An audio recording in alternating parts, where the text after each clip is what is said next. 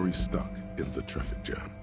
This big, heavy Grad-made machine is well kept for such an old machine.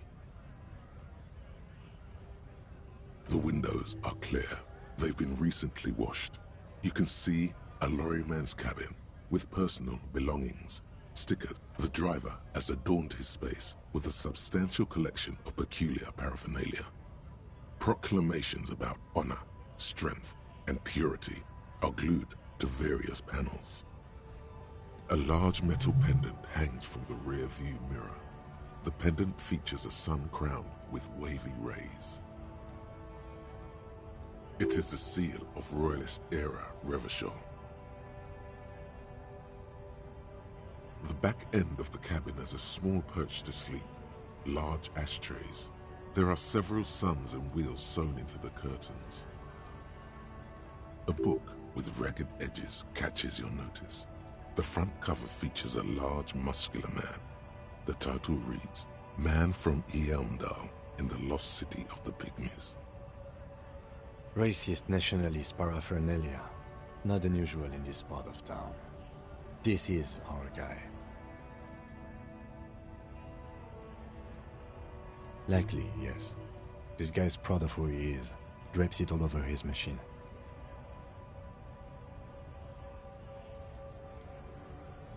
There he is, in front of Rita, smoking nervously, hoping it's over.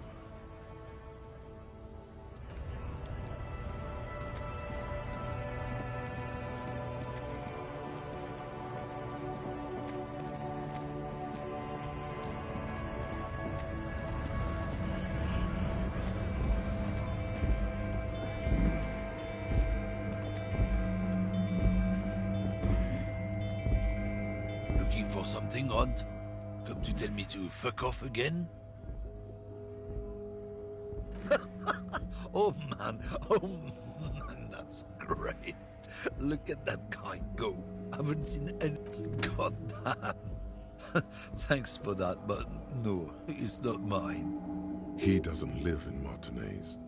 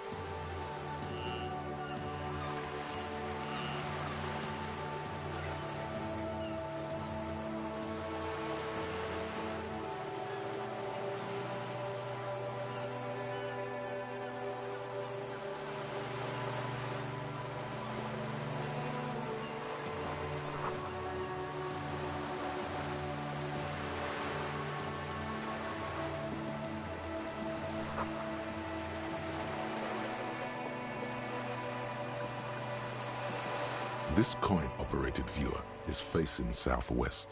Its coin slot is full of fossilized bubblegum, rendering the machine permanently inaccessible. The metal feels cold and wet under your palm. It looks unhygienic.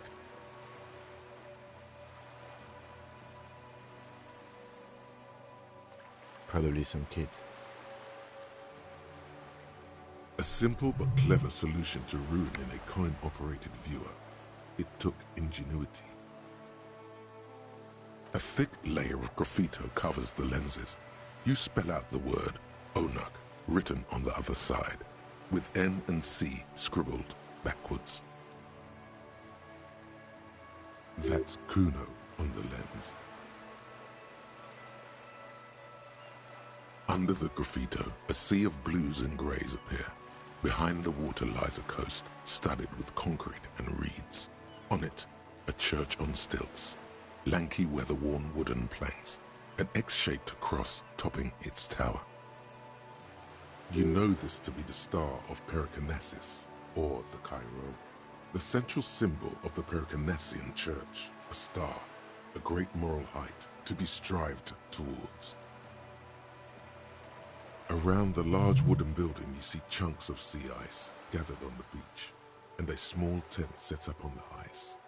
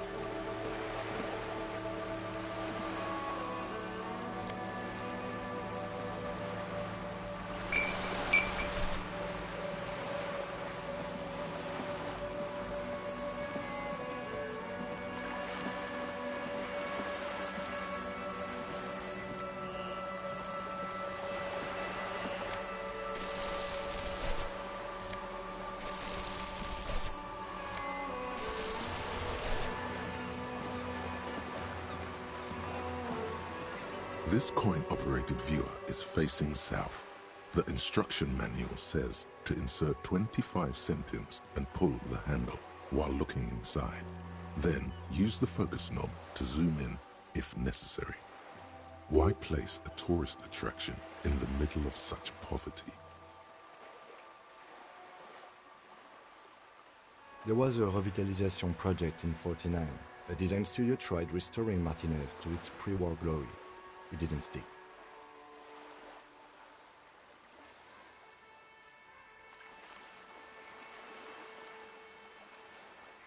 They got as far as the street lamps and that statue on the intersection before something went sour.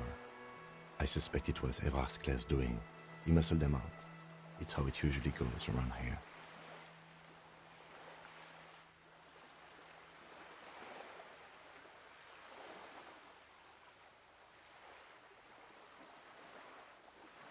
The lieutenant adjusts his collar. It's frisky outside.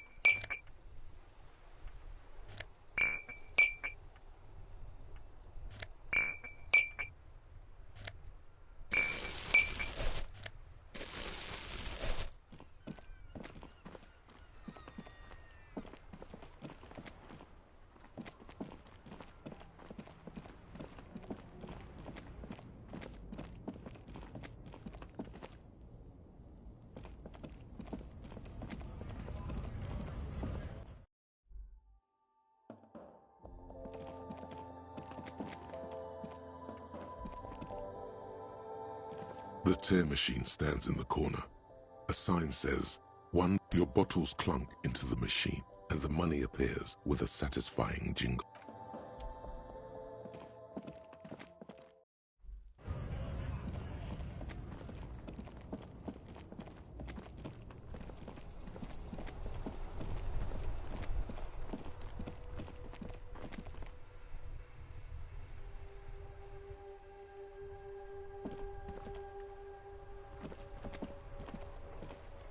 The dented yellow mailbox greets you with its graffito.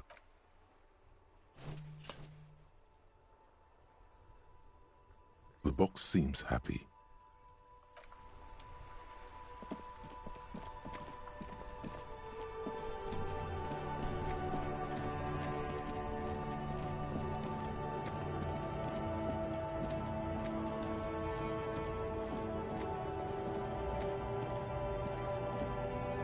old monument.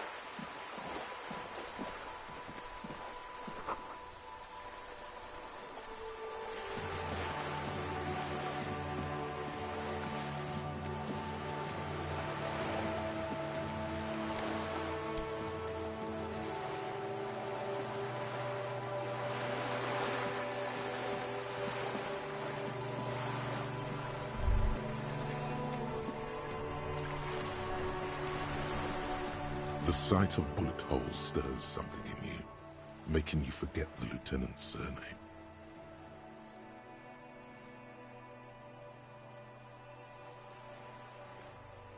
The faded marks are too degraded to draw any forensic conclusions, just chips in the sandstone. They look pretty ancient. Where?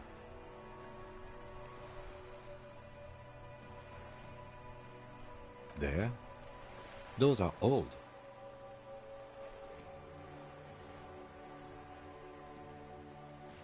Yes, the one that happened half a century ago.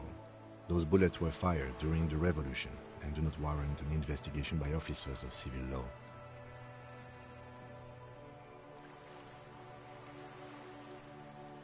Not much. I don't have a fresh perspective on it. Shall we go?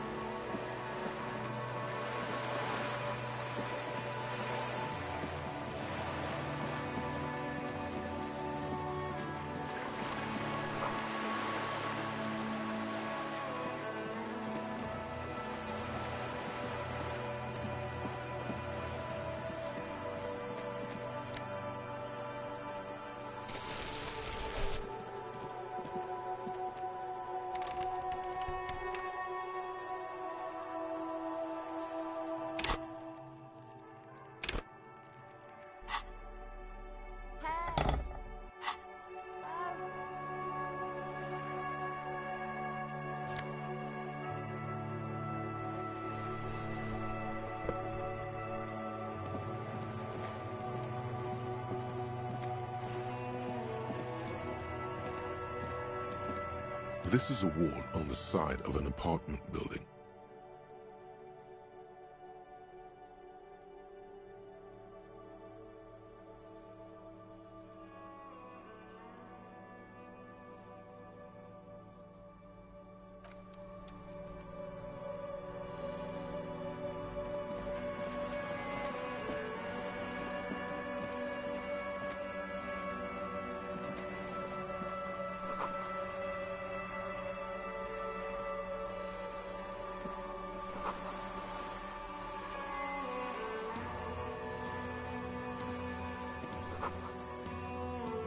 Yeah, you bet keep walking.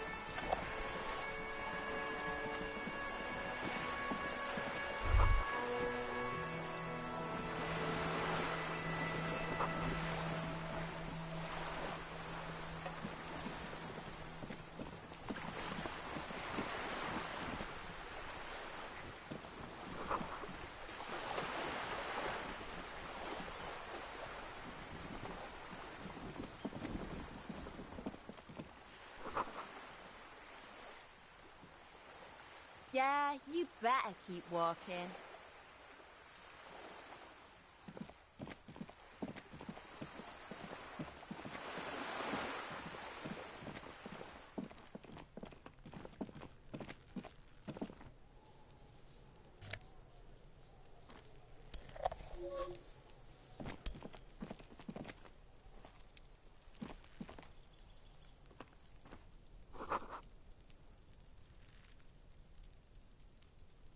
Hey, what's that noise down there?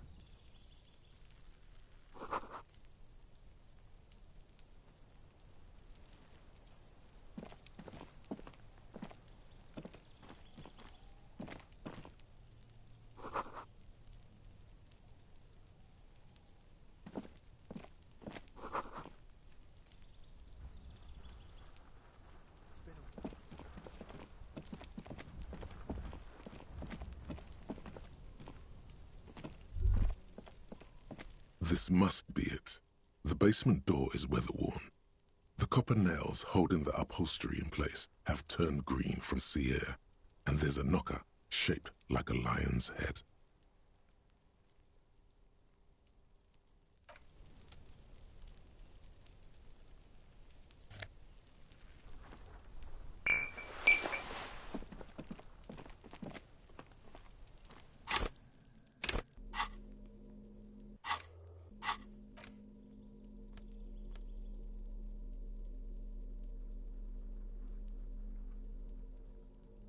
I can't get involved in this.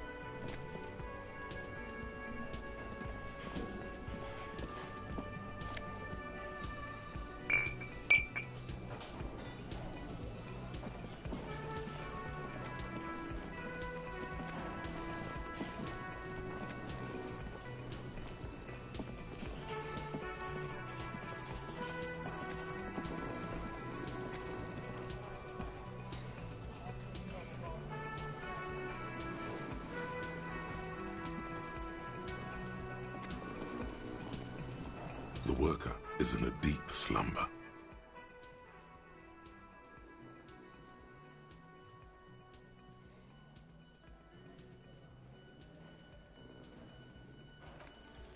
You gently shake his shoulder, but nothing happens.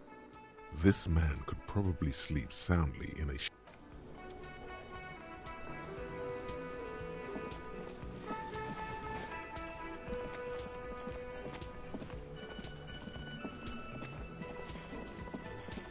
Hello again, sweetie.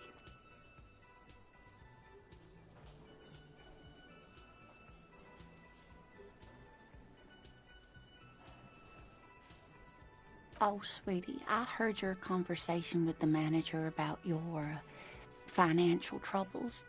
When do you get your next paycheck?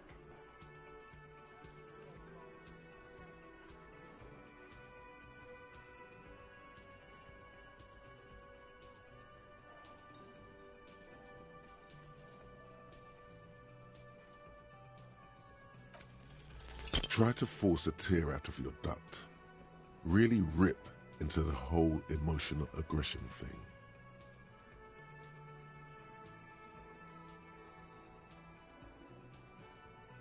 Officer, get a hold of yourself, please.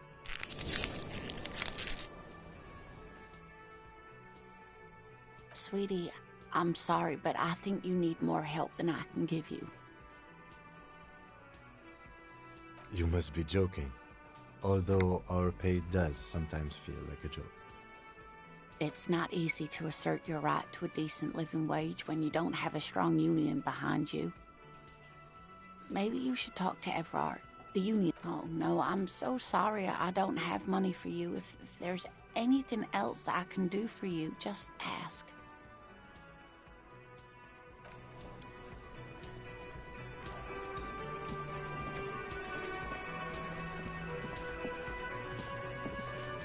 Can I help you?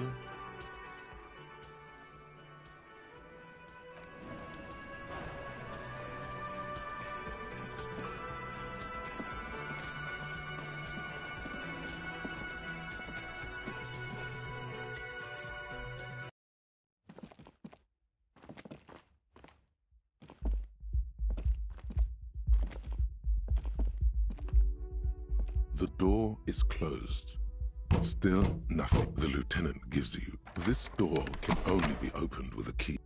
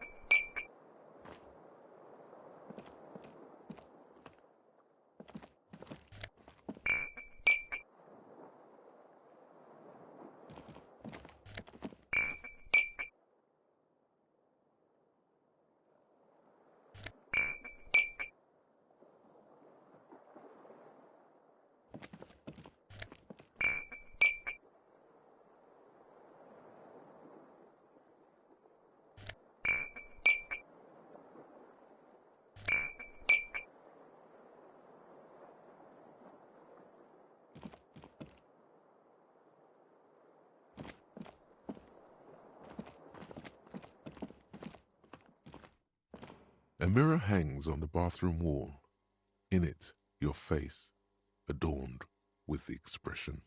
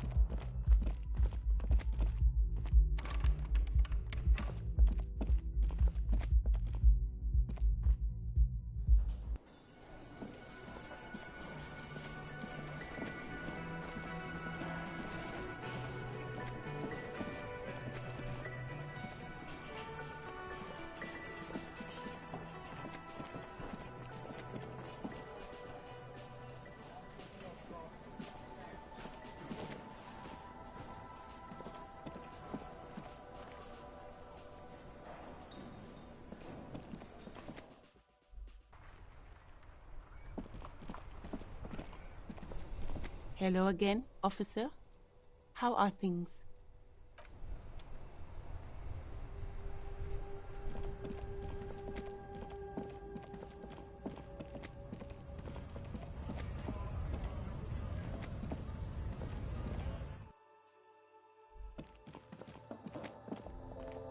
The tear machine stands in the corner. Your bottles clunk into the machine, and the money appears with a satisfying jingle.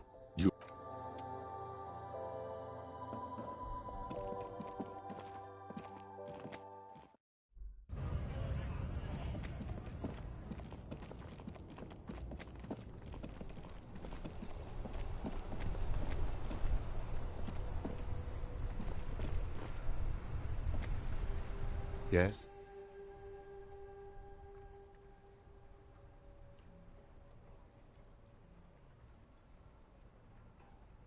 What do you want to know?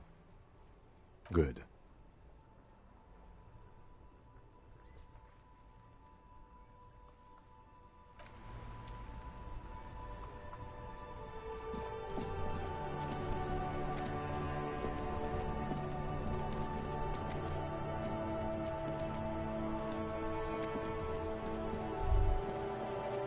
Life doesn't need to be a struggle. I'll be with you in a moment, officer. Let me just finish my sandwich. Talk to angry old René first.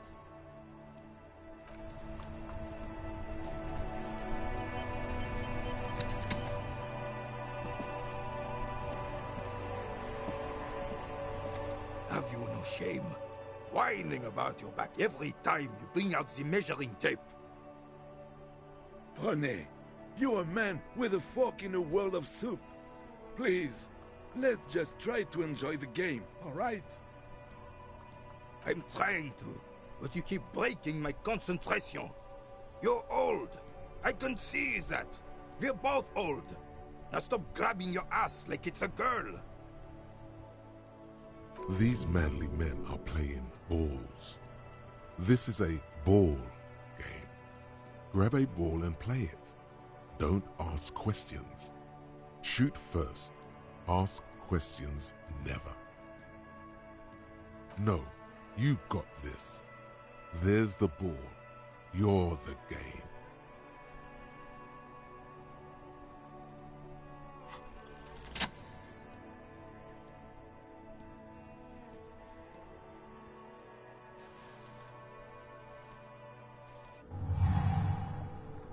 You are immediately surprised by the ball's lack of weight.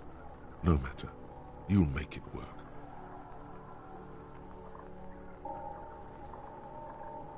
A chilly breeze ruffles your hair as you stand there, feet firmly planted.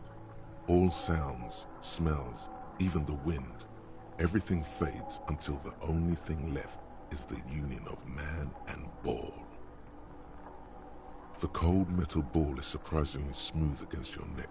It has a pattern on it, probably a sponsored ball. Yours would only be covered with bumps of learning and scars of victory. Already your muscles are adjusting to the weight, the nervous system calibrating, until you and the ball have merged into a single entity. The man ball is ready.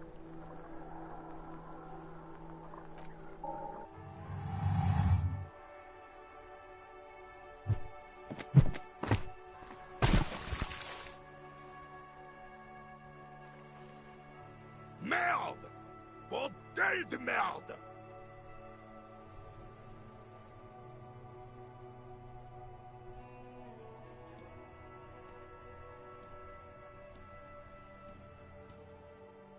A whorehouse of shit? It wasn't whorehouse of shit.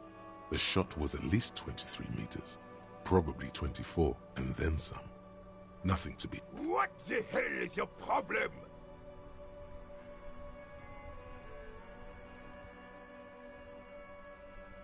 You vandalized our game, son! We can't play pétanque with 5 bull!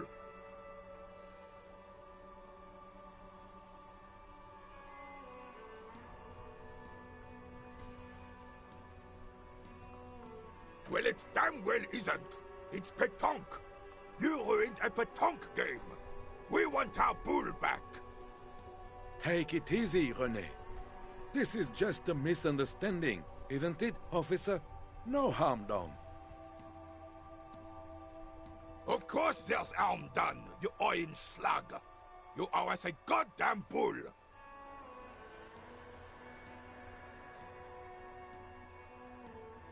Good. Mistakes are forgiven when men at least try to right their wrongs. I believe you will try. Now, why did you approach us?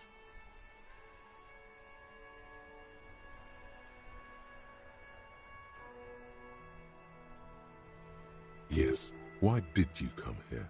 It's unlikely they know anything about the murder. You never know. He might know something. This is a good vantage point.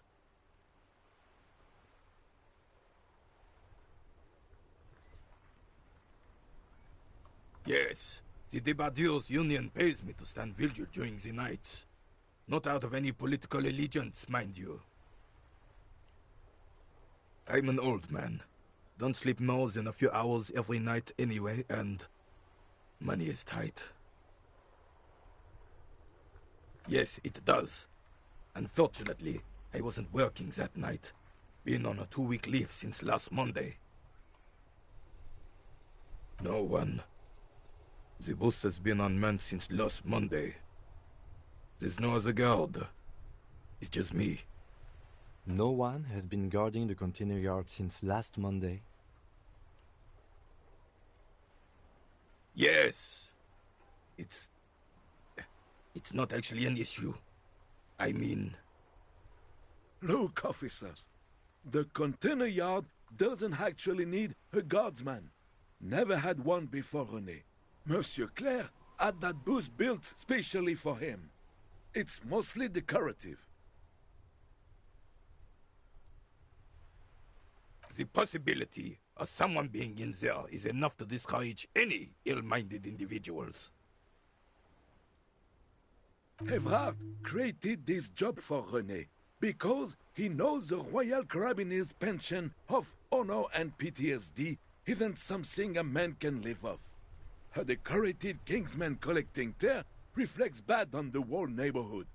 His words.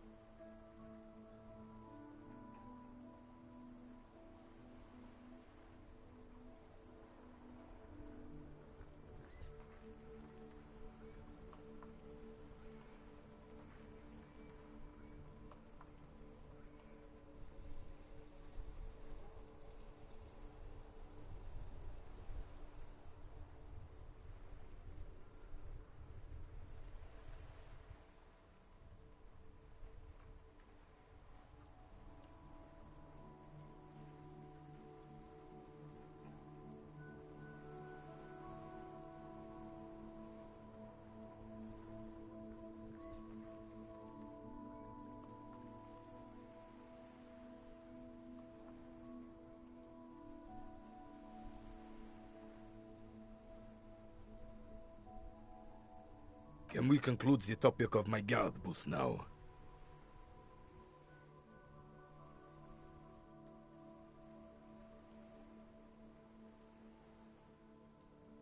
Yes. Like I said, I would be up anyway, so might as well keep an eye out. It keeps my senses sharp.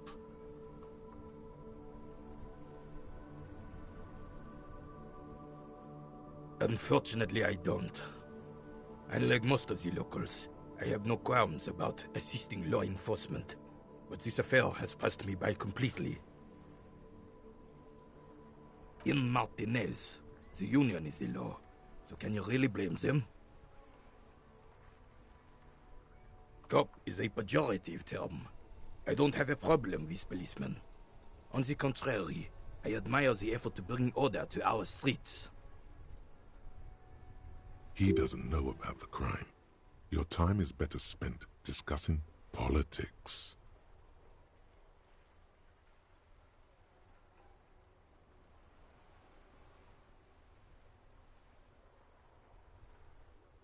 I'm confident they are indispensable in regard to all the paperwork and other administrative duties.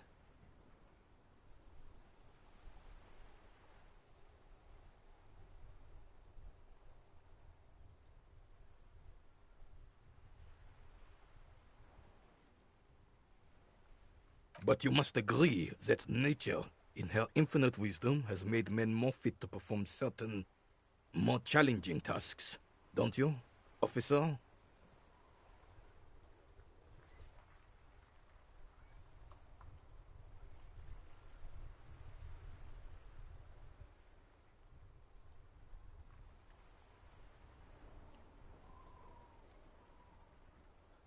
Really, officer? Match an average woman against an average man in a dark alley and see who comes out on top. Gender equality is a very noble, very modern idea. But in real life, primal roles prevail. But I do not wish to discuss this matter further.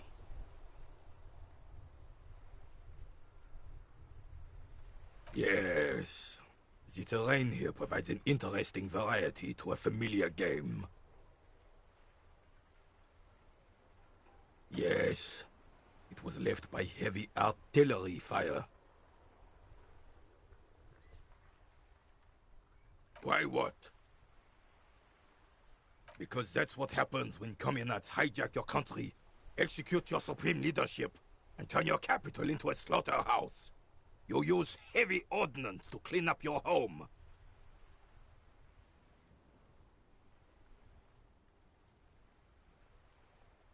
Commies, communists, socialists, anarchists, call them what you like. They just chose the name to feel special.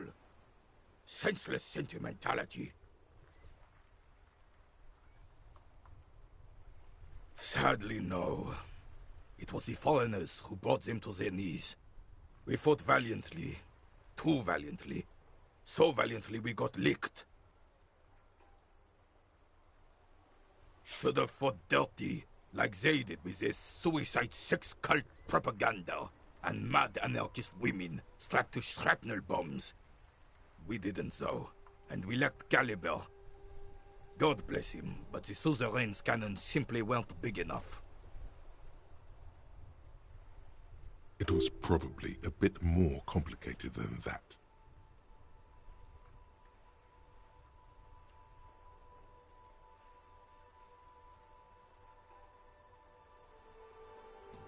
Because this place is a damn beachhead. Had to soften the commies up first. Yes, the military coordinated amphibious landing to take back Revachol. Martinez was used as one of the 3 footholds in Revachol during Operation Deathblow in 08. The other 2 are off in Stella Maris and the Delta.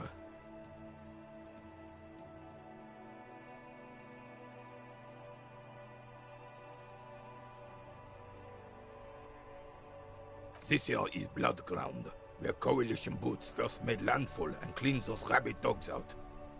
Most likely, we're playing pétanque on their mangled corpses. Blood ground. you got old René going there. Like he isn't hungry enough already.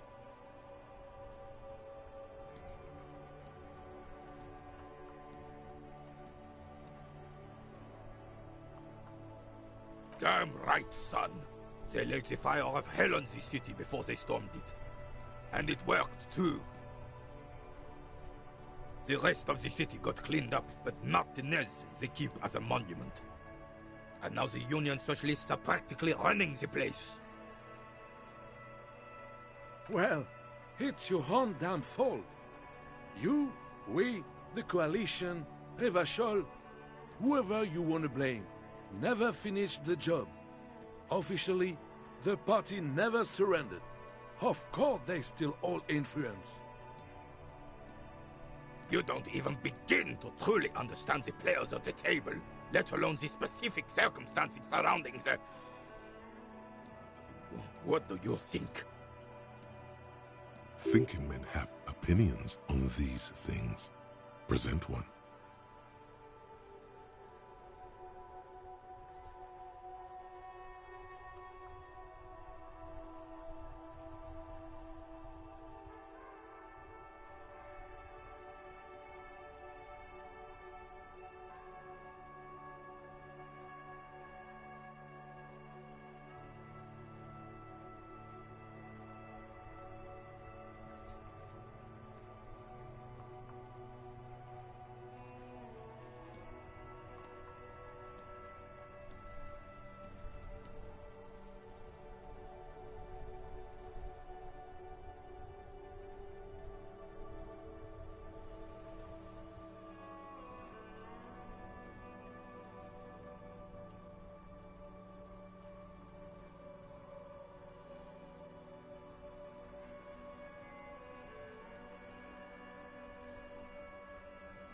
I'm sorry it had to be them. After 8 years of fighting those hyenas, boiling cats for food and drinking piss in the mountains,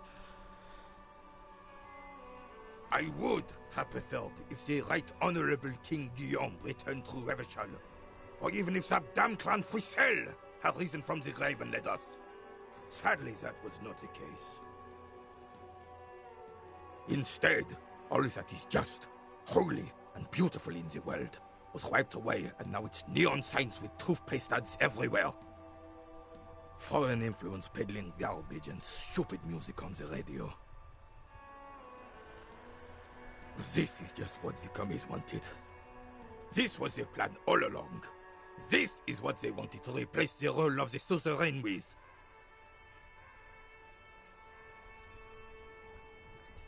It doesn't. That was 100 years ago. It got nothing to do with anything.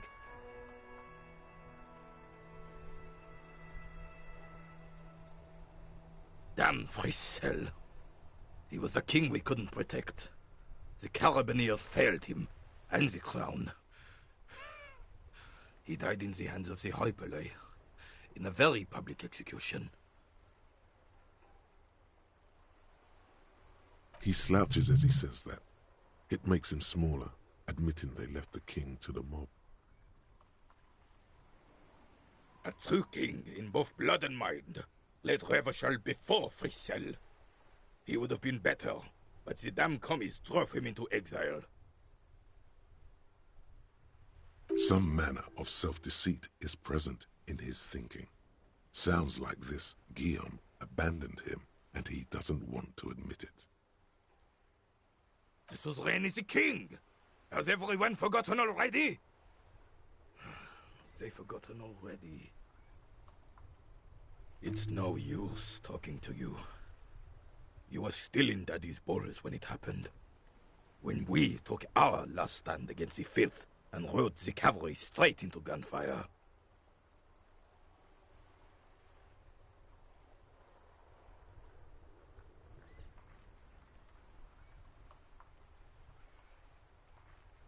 Ah, yes! King Philip III, on his steed. A reminder of what Revachol once was. Oh, absolutely. At the mercy of a cocaine-snorting tyrant who emptied the treasury so he could sleep on a bed of gold. A superpower! feared and respected. A testament to what this country can be under the leadership of a true king. Someone who knows how to rule. Oh, old Philip was a big fan of the purple nose candy the nobility loved so much. A cocaine connoisseur of sorts. His egocentricity is borderline legendary. You can't even take responsibility for yourself. How could you fathom the responsibility weighing on the shoulders of a ruler? That's why the Philippian kings use cocaine, for clarity of vision, to aid in their work. Regnum cocainum, Revishal's finest years. Of course, clarity of vision, awareness. Philip III was even brought into this world with the help of cocaine. The court made him administer the dose to his mother when she was in labor, and it is well known that with the help of cocaine, only the purest, of course, he was able to connect with higher realms. He's just making excuses for the king's habits, isn't he?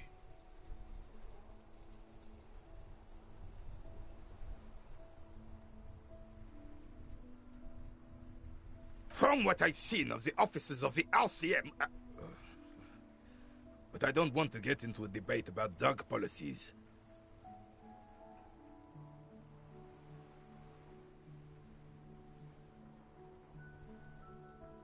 Decisively, without fear of offending the sensibilities of the frail and weak-minded among his subjects. This is something the insurgents never understood.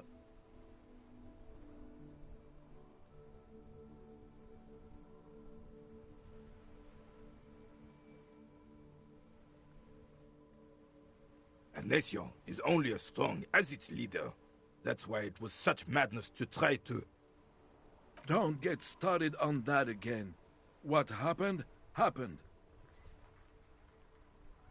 The carabiner doesn't reply, but his entire being communicates unbroken. Right.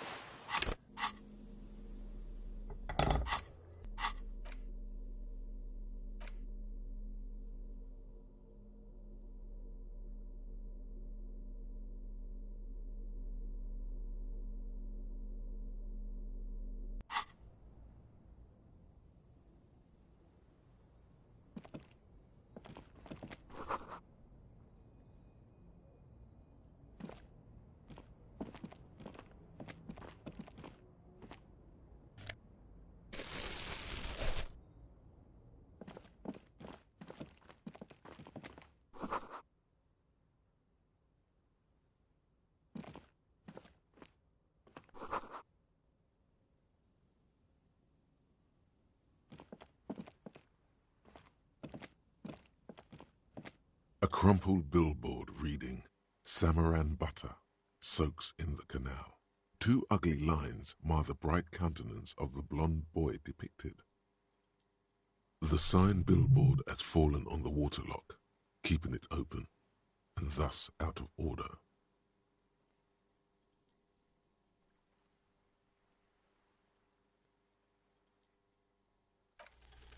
Judging by the size of the impact and the parallel lines of burnt rubber, the cause was probably a motor vehicle.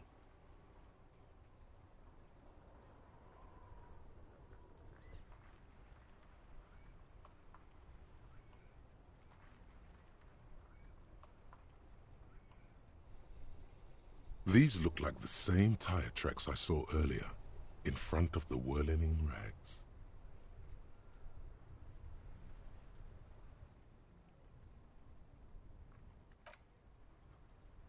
The black marks on the roof indicate that the vehicle vaulted from the crater to the roof of the shack. Side slip marks indicated that the vehicle was traveling up the crater at 35 kilometers an hour.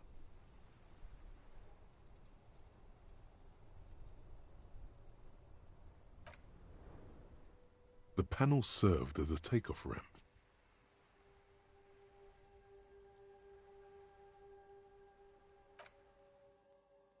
The vehicle soared through the air, hitting the billboard and upsetting the posts. Then it continued its flight, taking the billboard with it. The sign broke the vehicle's fall into the canal. The salmon and butter billboard still looks freshly painted, suggesting it took the plunge recently. Within the past 72 hours.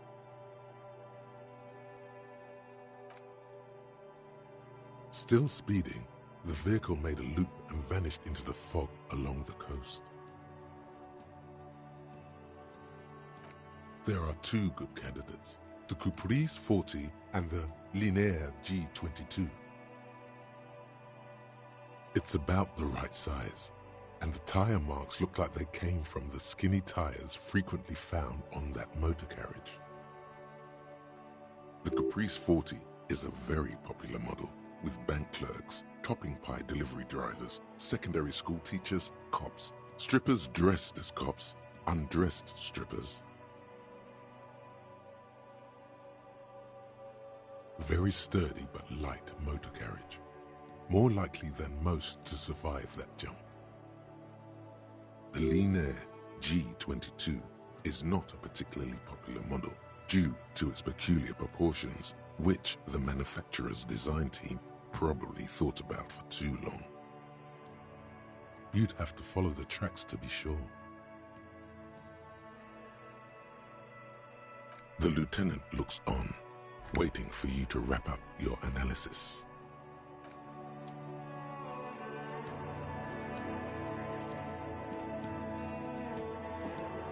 Any theories about what happened here?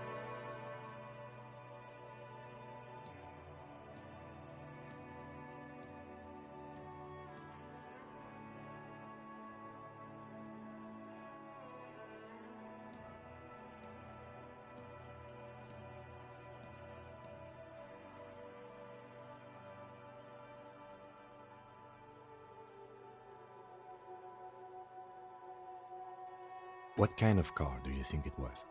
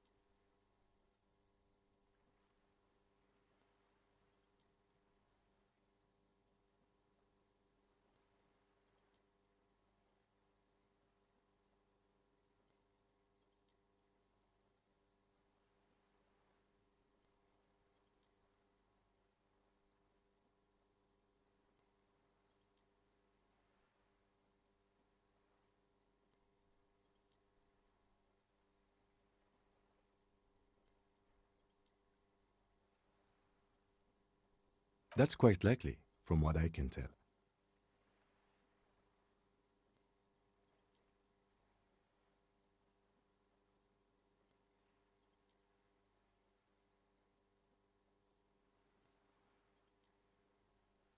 Oh.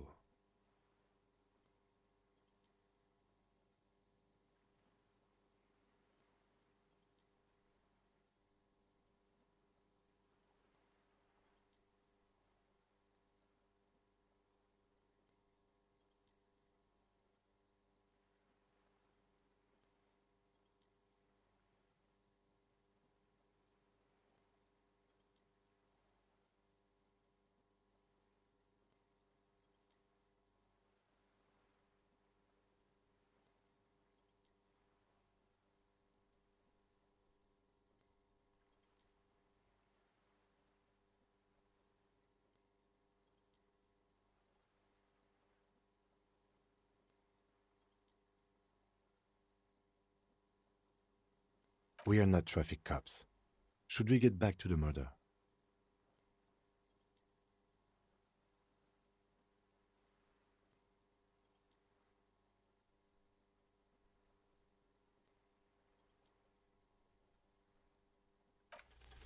Somewhere in the depths of your alcohol-addled soul, you find a few threads that you can weave into a story.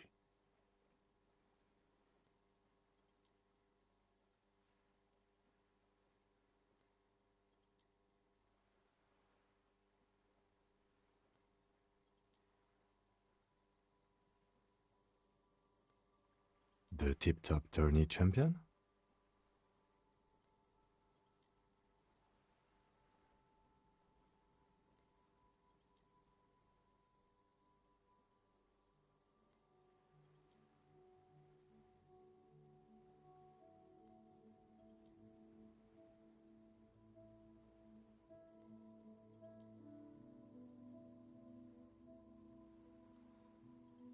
The lieutenant patiently listens to the words coming from your mouth.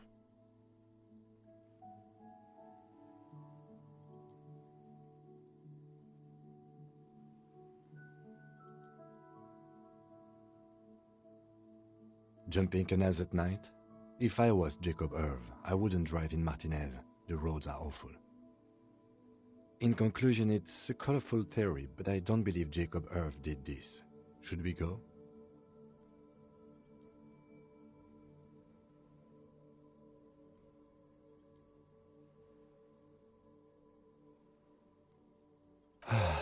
If we must.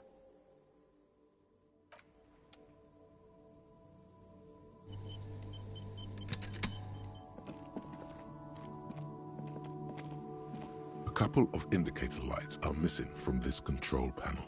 Loose wires dangle from the now vacant holes. In the middle is a lever. Beneath it, this panel usually closes the waterlock, turning it into a bridge that lets you cross the canal. But there's a crashed salmon and butter sign in the way. Pulling the lever probably won't do anything. You pull the lever all the way up until the metal clicks against the contact pins. You hear a soft clunk. Then, nothing happens. Nothing happens. A cold gust of wind blowing in from the sea interrupts the silence of the situation.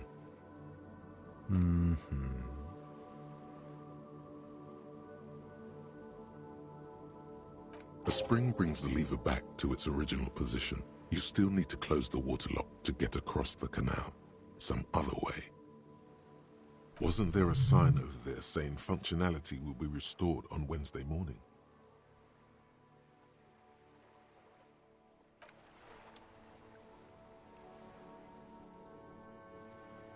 Evening, officers. A burly man hangs out by the waterlock, carving up a generous serving of salami with an old hunter's knife. His eyes are fixed on a man stranded on the other side of the waterlock and on an enormous billboard that has fallen down into the canal between them.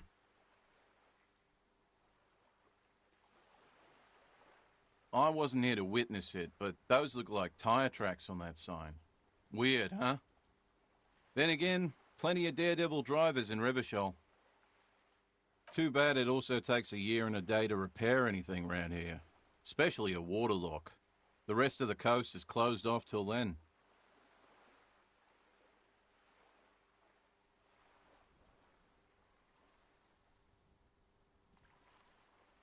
Sure thing. It is salty, it is savory, it is chewy. The hangover only makes the salami more tasty.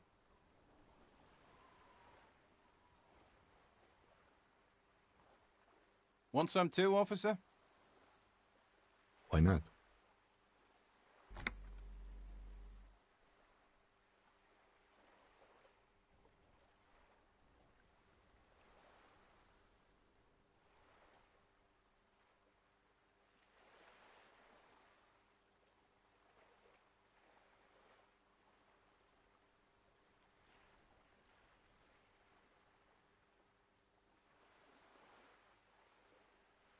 It's supposed to operate the waterlock, but as noted, it's all junk right now. Disabled because of the blockage. Safety measure. Turns out the panel needs a special key to be reactivated. Wouldn't want anyone moving the waterlock with debris still in the channel.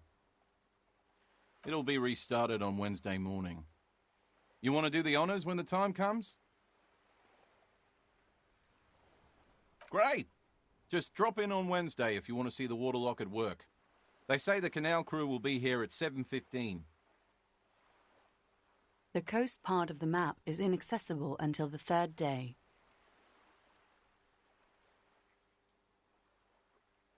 Well, there's the fishing village, an abandoned fish market, a bizarro church.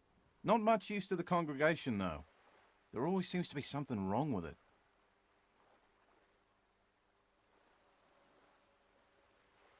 Yeah, not really much else.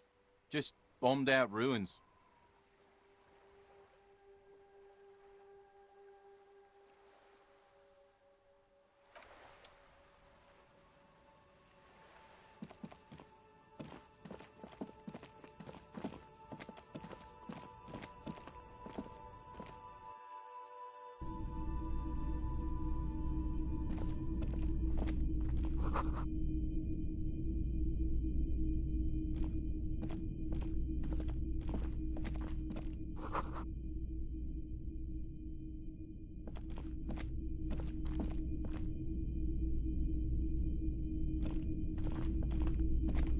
You see rows of toy soldiers guarding the rest of the trinkets displayed on the table. Some on horseback, others in rags, others yet in bright blue uniforms. All are stern and unyielding in their duty.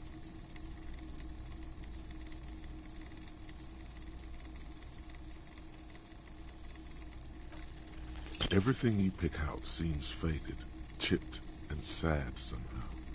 Most of them are just broken toys.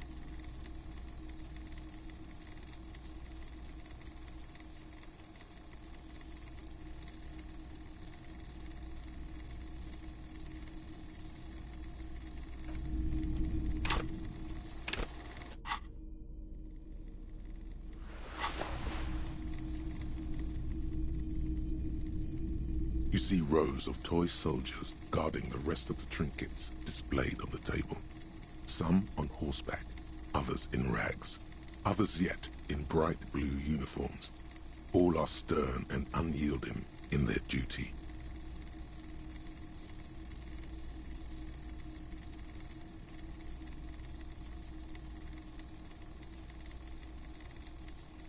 They're not all blue. These figurines also wear gold coats and caps, complemented by orange trousers. They are variously posed, wielding swords and rifles with bayonets. This is what the loyalists looked like, yes, at first. Then they wised up and got camouflage.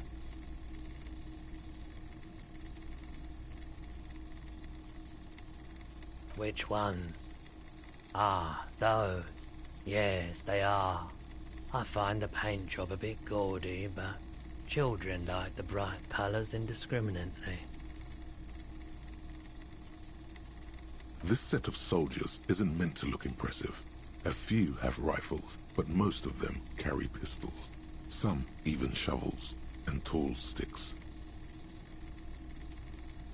You're probably talking about the revolutionaries, yes? Yes, they are soldiers, revolutionary soldiers.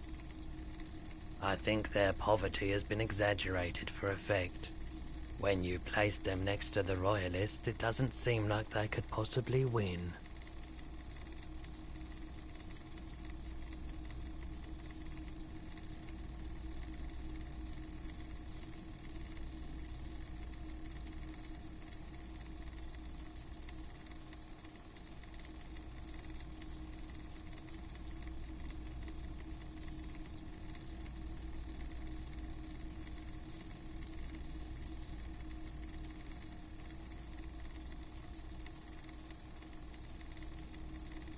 I don't like either set very much, to be honest. But there are many parents among my customers.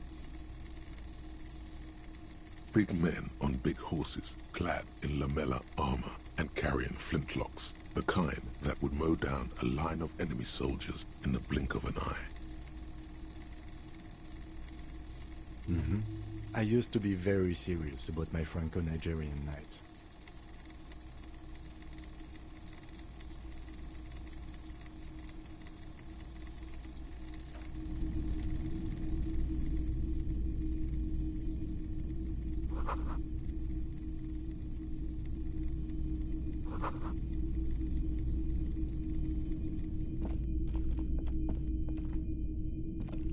The boomboxes on the shelf look well-loved and well-traveled. Chipped, dented, they stare at you with the unblinking eyes of their tape reels. One especially catches your eye.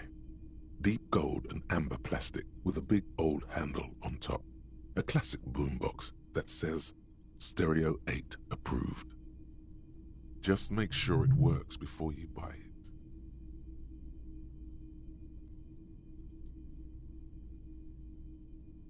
Is the Harman Welsh W2, made in Vespa, designed in Seoul, plays all reel-to-reel formats, 2mm, 8mm, 12mm.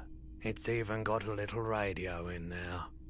It'll set you back 12 real.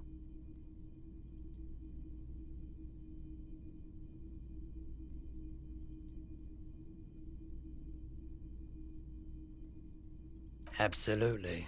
I've tested each one myself with recordings of speech, found sounds and music from a variety of genres, even though I don't really like music. If police work means playing tapes, sure, you can use it for that, or any other time you'd need to play a tape.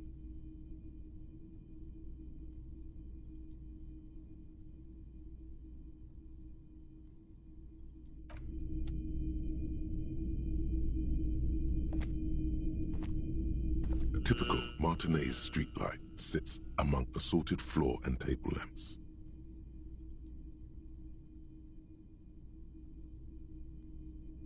The light pole has been carefully cut, and the wiring has been redone and attached to a standard indoor plug. The light buzzes faintly, but persistently. This would make quite a statement in your living room. Yes, officer. As you see, it's in perfect working order. His manner is casual, but his speech is careful, measured. He wants you to know that he has nothing to hide. It was brought to me to be altered. We are not here to investigate the theft of city property. You have to admit it's rather clever what he's done with it. 700 real. A bargain, I dare say.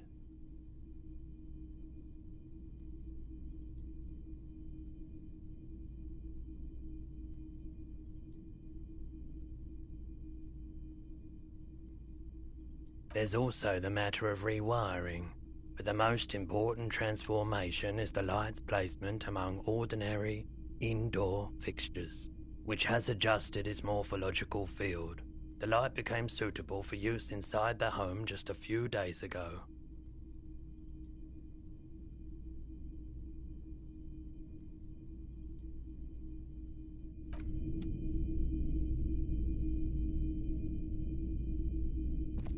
It's not often that I see officers from the RCM in my pawn shop. What can I do for you?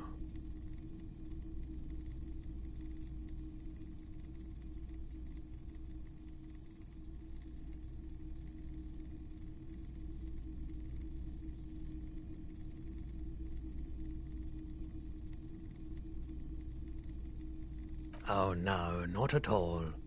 I guess I haven't had many customers lately, RCM or otherwise. Who are your customers usually? All kinds of people come through here.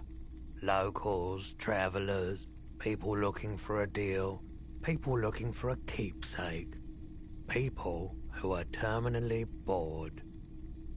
As you can see, I have a wide selection of goods for everyone to choose from.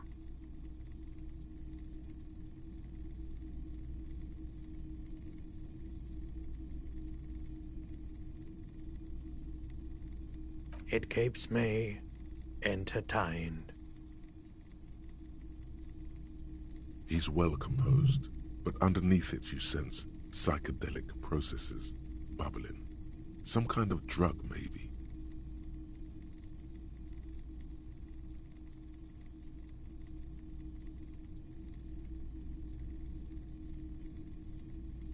Traffic?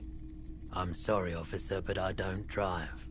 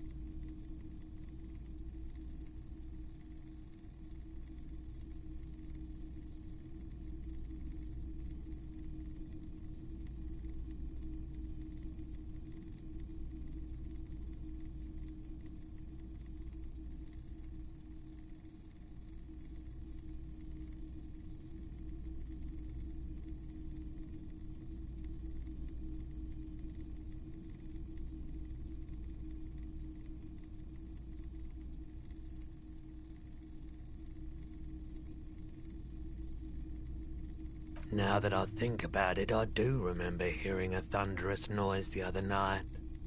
Some kind of powerful electric vortex hitting the shop and then moving on. That sure narrows down our list of suspects.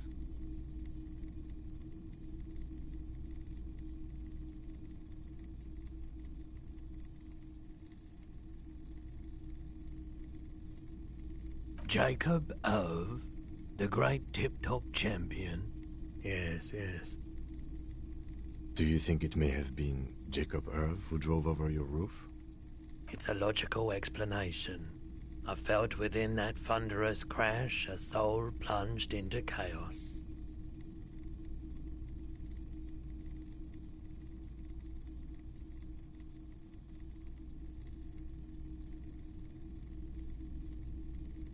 Someone else came here earlier today asking the same question. I promptly sold her the gun you pawned a couple days back.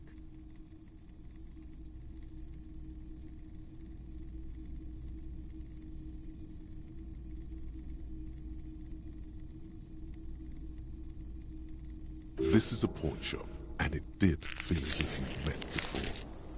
Oh God. The lieutenant shifts from one foot to another, alert.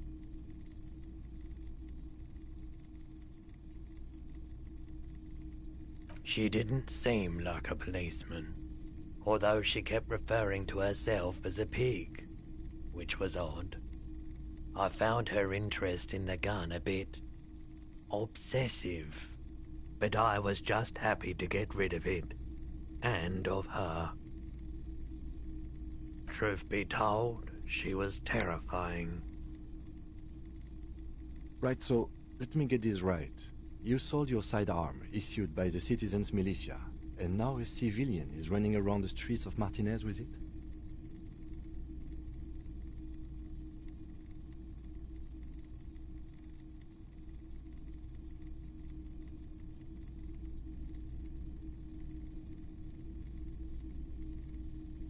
You're right that she could cast aspersions on the force.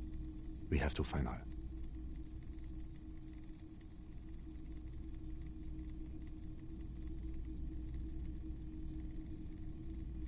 Maybe. Shady-looking guys came in here yesterday, looking like they'd just taken off their Wild Pines overalls. They asked if I have a police weapon to sell. I told them I already sold it. They went their way. It was a trip, but you know, all sorts of people come here, asking for all sorts of things. Wait, then it might be true. Everard's claims. Maybe Claire really is tracking down your gun. People as oleaginous as Everard seem like they're lying, even when they're really being truthful.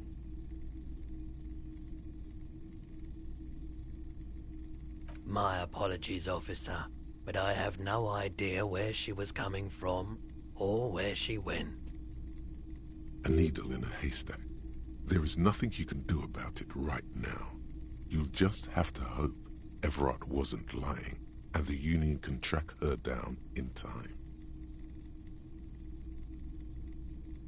You were adamant about getting rid of it, officer. Said you were undeserving of a service weapon of the Revachol Citizens Militia. And I don't like keeping guns around the shop for long. Off-the-charts photon emissions. The unhealthy kind. Of course.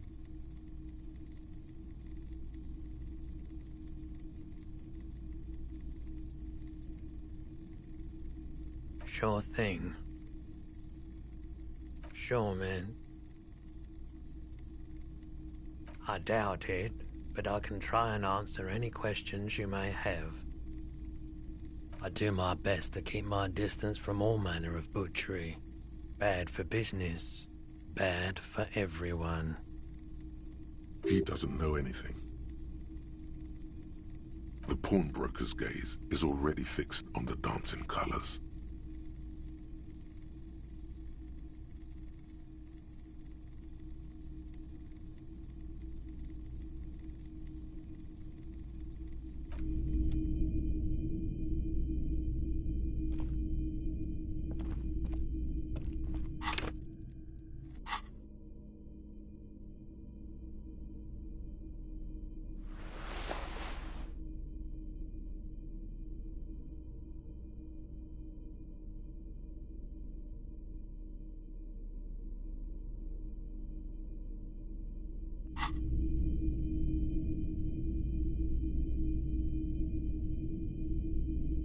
Hello again.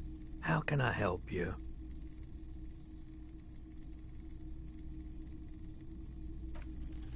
Feeling warm and enthralled by the movement of light, while the mind continues to race forward. Lucky bastard. He's probably on Parolidon. It's tough to come by on the street. A drug developed by the military to treat and prevent radiation sickness. It has psychedelic side effects, and it makes your eyes turn yellow.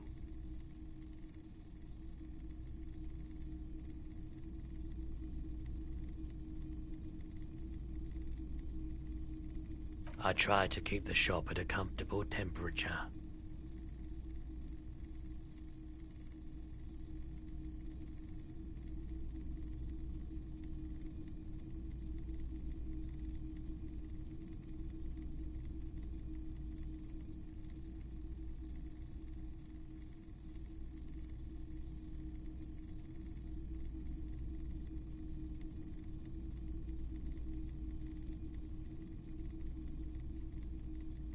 Parolidon is just something since the People's Power disaster.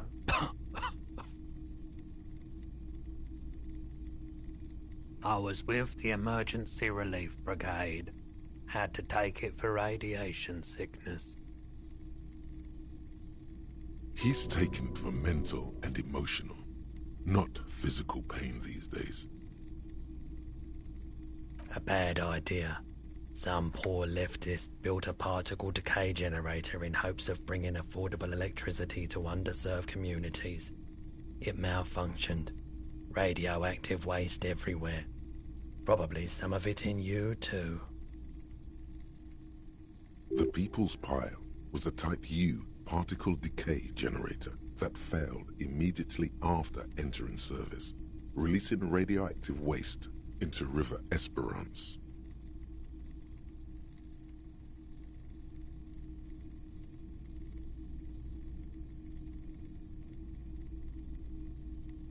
A primitive nuclear reactor, also called a pile.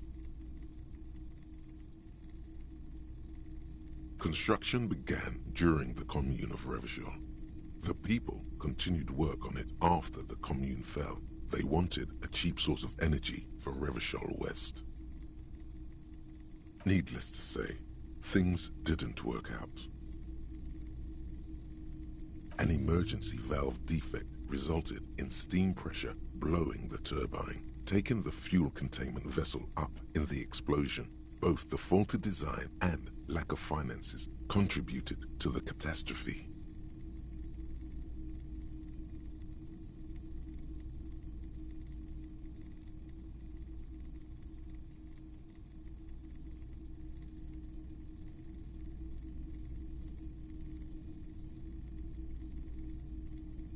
There's a reason why everyone's tried to forget any of it ever happened, and why no one has tried to repair or replace the pile.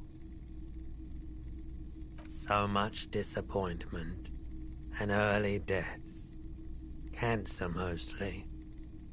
And we knew all that was coming even as we were cleaning up as best we could. No one's, everyone's. A bunch of poor people built themselves a primitive nuclear reactor, hoping for the best. What do you think is going to happen? We were an all-volunteer force, self-organized, tried to help the fire brigades contain the spill. On the patch, gamma radiation lines crossed with a red drop of blood. I lived by the river since I was a small boy. The Esperance. Didn't have the art to let it all go to shit without trying to do something to help out. There wasn't much the volunteer force could do, however. We wasted years in the river mud. Years getting sick. The clean-up happened 15 years ago. I was young then. Later, my second aunt died. Left me this shack and all the assorted junk in it. So I came to Martinez, People told me don't go there. It's a shithole. I said, people, we just had a nuclear pile meltdown. I'm gonna get as far away from Forburg as I can. Still in the same city, but...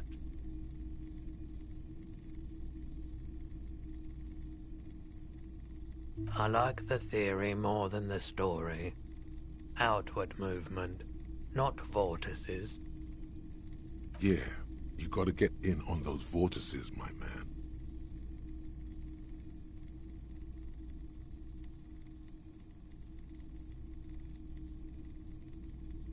Let me have a look.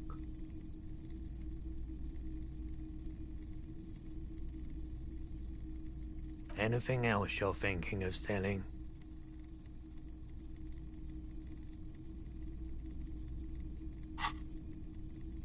I'm not purchasing any more clothing at the moment.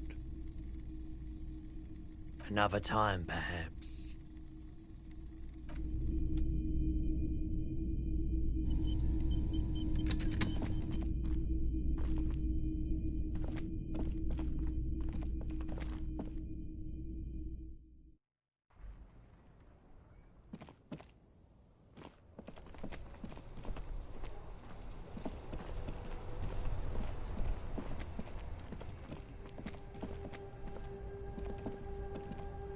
There are clothes inside. Cheap second-hand clothes, smelling of strangers' body odors. Don't be shy. These are premium class clothes. Good quality fabrics, best retro design. Save the economy with your style, officer. Save the economy? That sounds off. Haven't you heard, officer? We've got to be economically conscious. Recycle your cash, keep it in circulation. Don't buy new things. Buy eco.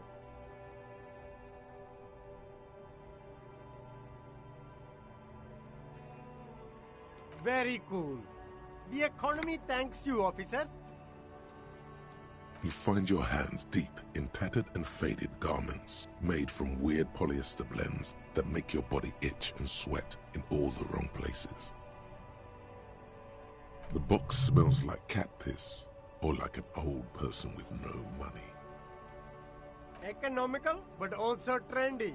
Look first-hand, buy second-hand. Keep the economy moving.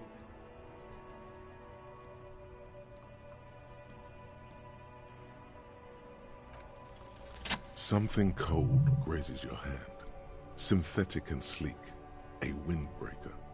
Surf, it says, but also wind, summer, 100% waterproof, and sport. All in different typefaces. Good choice, officer. Mega sporty. And it's only $4.50 for you, sir.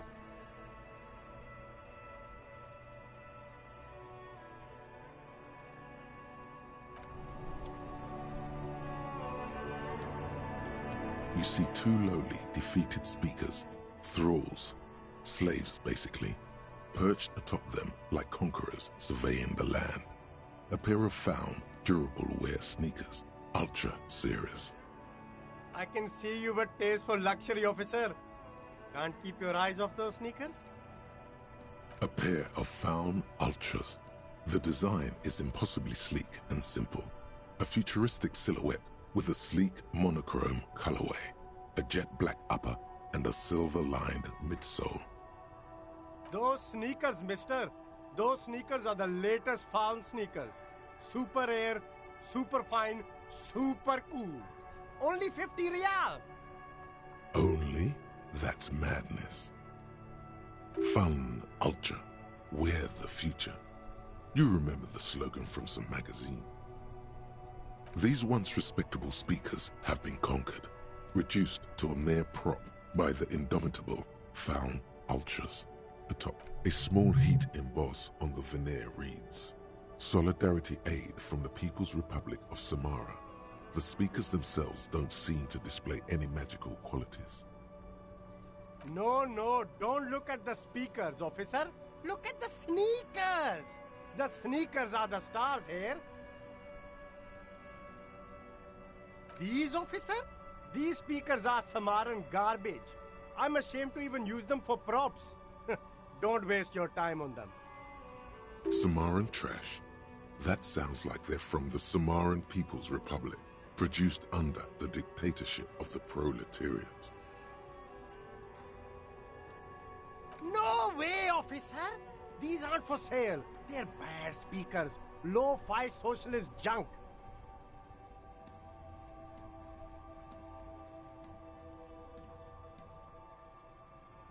Well, if you want them...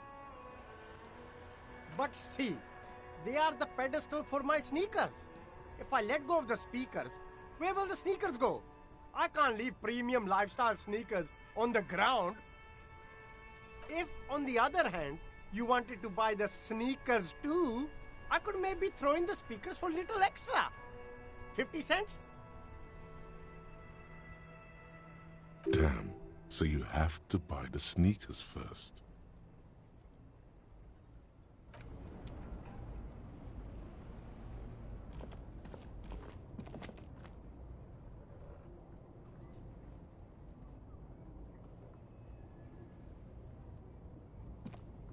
There's a pile of cheap sunglasses in a small box, a variety of shapes and colors.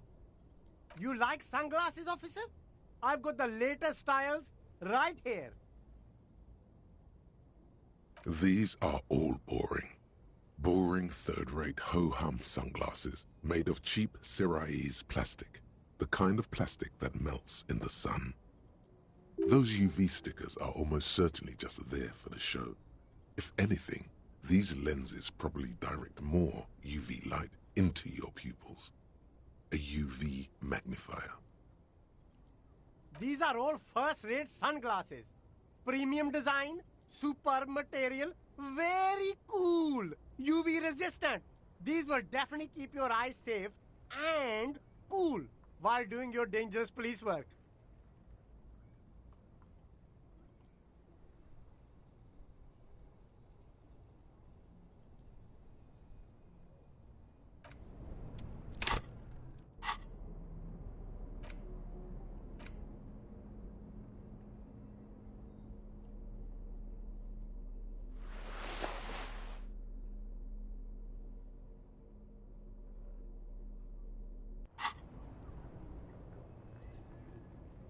The shine on these sunglasses lasts a lifetime, officer. 100% gap.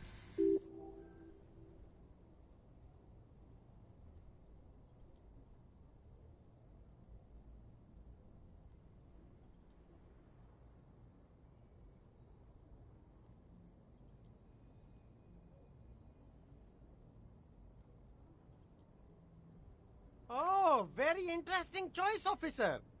Very high culture. This is how a sea monster sees the world. You've become a sea monster, Harry. Giant, hidden, and strangely tender at heart. All is blue. All right, but these actually make your vision worse. It's like literally being underwater. Wow, officer! You look so cool! And they can be yours for a mere 3 real. My regular customers have passed them all up because they've got no taste. But you found them. The lieutenant tilts his head and steps back, eyes narrowed in a thorough examination. It's a case to him. You look like a musician. Like a blind musician. But you could do worse. Take them if you want.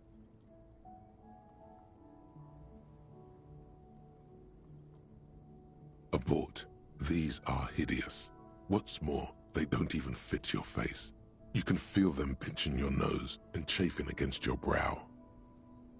Damn, officer! You look like a mega secret spy. Very secret. They're practically made for you.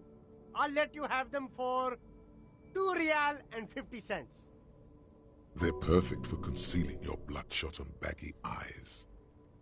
It's going to be very difficult for anyone to take you seriously with these things on your face. No, you are definitely not buying those.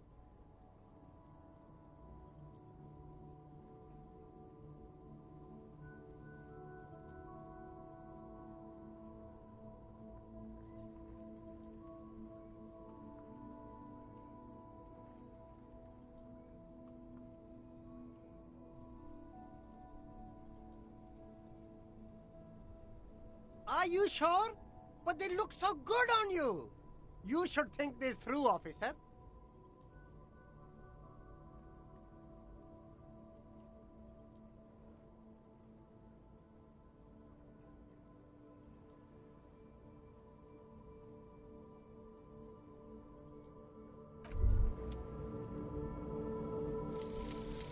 Lonesome, long way home.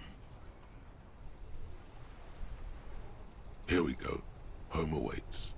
Walk past Station 41 and through the market, past the Boogie Street spearhead to the other side of the lake, the frozen eye at the center of the district. Then past the video rental store on the corner.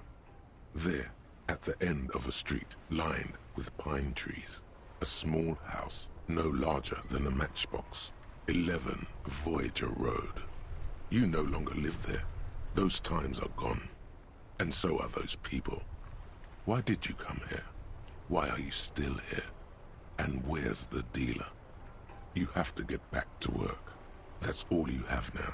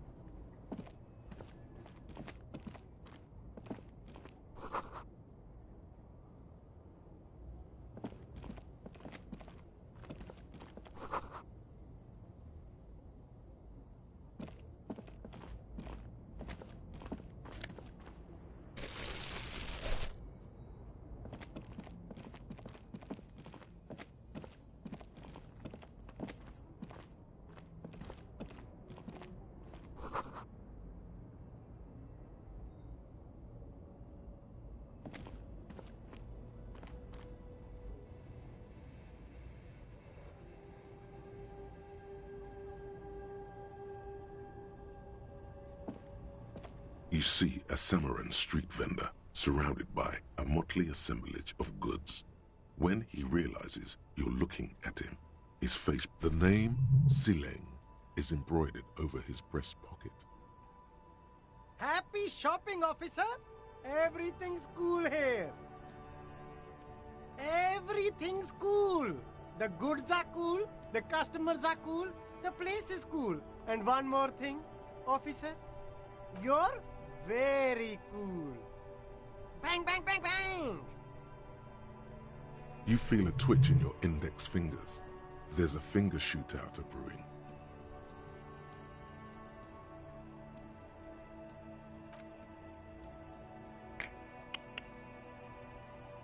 Don't shoot, officer! Have we got an arrest here or just a shakedown? Of course, I'll come quietly. But perhaps I could convince you to arrest some of my wares, officer. With your money, maybe?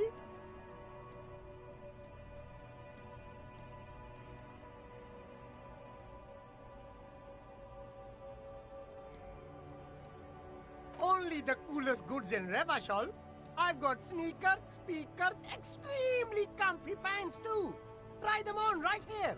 No shame, only freedom. I'm an entrepreneur, officer.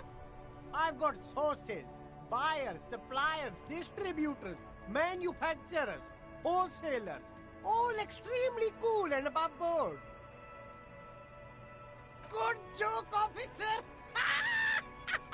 Here we don't have permits, just economic freedom. Take a look around. You glance around the decrepit buildings, the miserable weather, the sidewalks strewn with sunflower seeds and a dust-choked air. It's beautiful.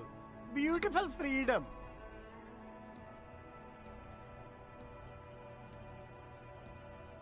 It is, yes. Anyone can set up their shop whenever they feel like it. That's right. No permits, no bureaucracy. That's why this city and its law officials are so cool.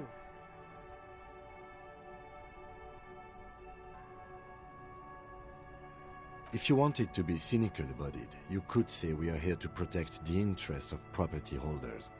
I am not, however. My man, officer, you make all this possible. Without you, this climate would be extremely bad for business. You're part of the gossamer state. Gossamer is a fine, filmy substance consisting of cobwebs spun by small spiders, seen especially in autumn. It's safe to say he's referring to the near absence of regulations.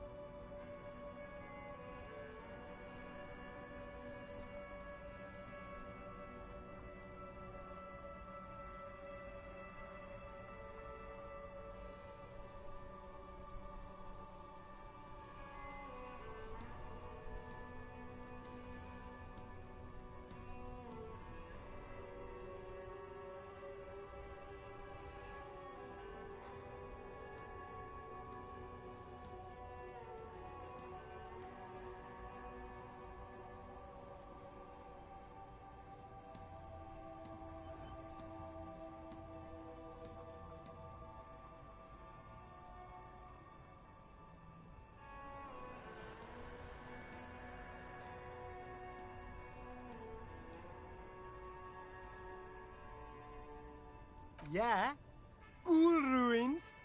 I get to sell quality goods like these by cutting out the middlemen. You don't have to rebuild your house, live in a crater, or in a tree. Where can you do that? Only here.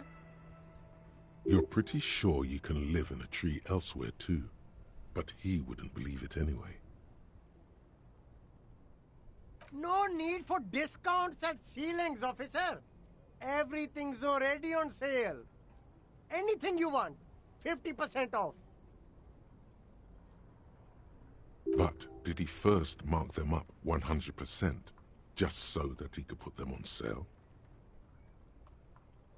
My man, you know how the game is played. You and me, we should work together. What do you think? Shake things up? Anything for you. You mean these delicious pre-packaged shelf-stable meal kits? Really easy to cook, no hassle, really cheap too. Buy some, try them out. No hassle. There's a little of a hassle here, it appears. A moral hassle.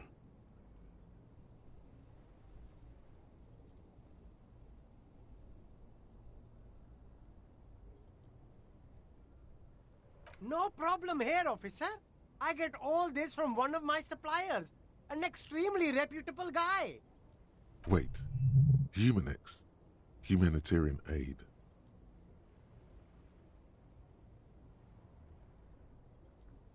What? A convincing performance. Bravo. Look, officer, I'm just a retailer. You'd have to talk to my supplier if you got questions about the supply chain. That's how the game works. Interesting.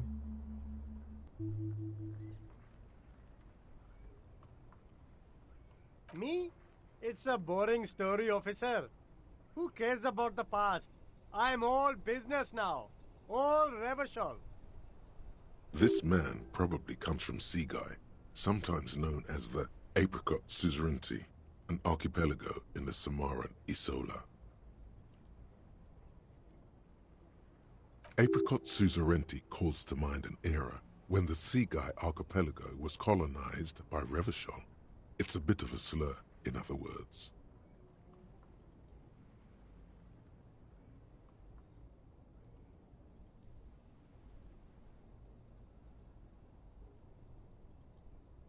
Very cool. I admire your awareness of our intertwined histories. It's super nice of you to apologize for colonialism. But the Apricot Suzerainty is a shithole. That's why I left.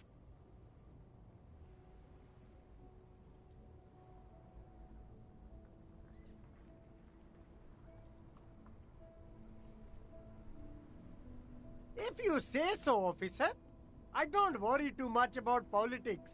I'm an entrepreneur, you know. Whatever's good for business is good for me.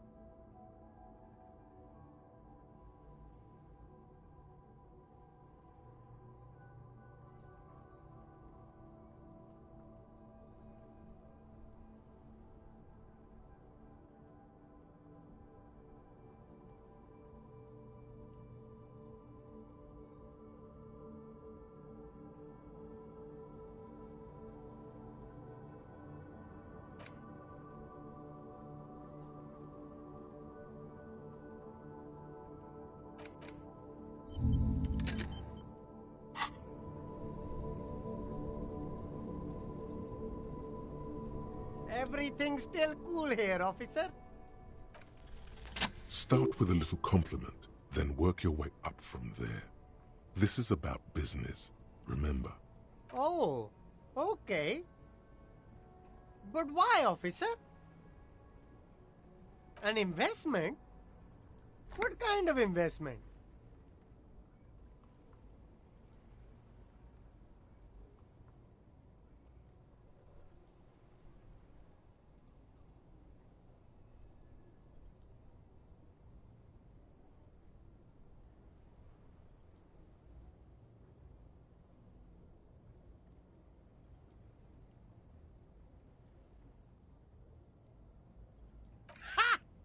That! You drive a hard bargain, officer. I respect that. Okay. What's it going to cost me? Be reasonable. Sounds like a fair deal all around. Corruption.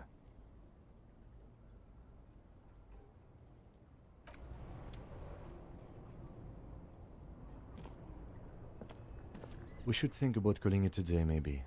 The nights are still miserably cold this time of year. You should take care of that, then. Let's talk to him anyway. An officer of the RCM shouldn't be sleeping in the street. We'll figure something out.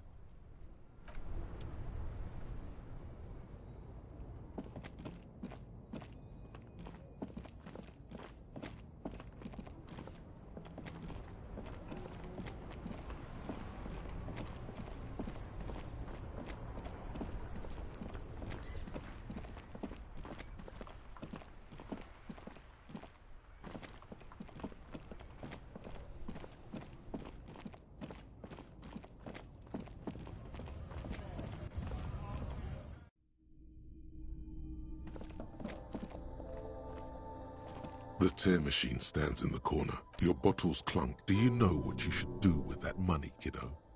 You should buy more alcohol. Enter the endless cycle of consumption.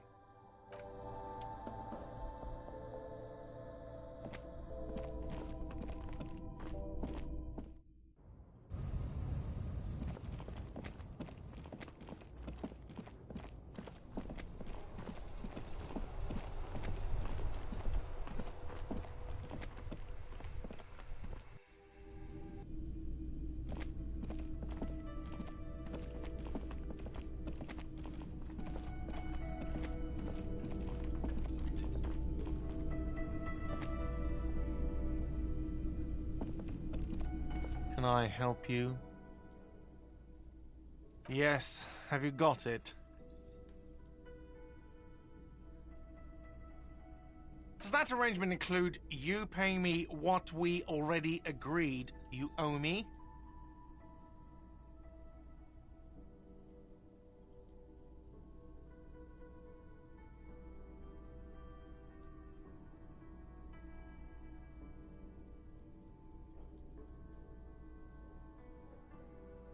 I understand your predicament as the manager. However, I feel I must remind you that we are here to conduct an important investigation that also affects your business. Forgive me for saying this, but your colleague seems more committed to drinking, and... I mean no offense. It's really nothing personal. I just have to protect the interests of this establishment. Good luck trying to use it. Draconian measures.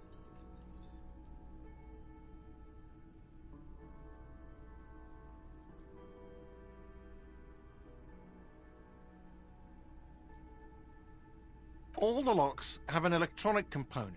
They have to be unlocked down here with a master key before your guest key will open the lock. Not until you bring me the money. Okay. I might have something in my motor carriage we can use when you're done here. Oh, Lieutenant, we're done here.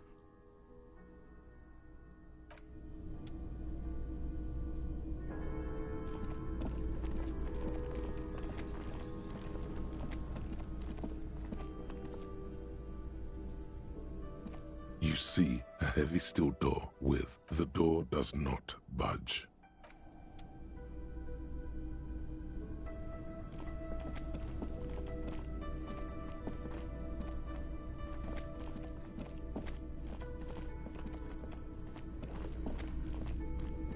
The worker is in a deep slumber.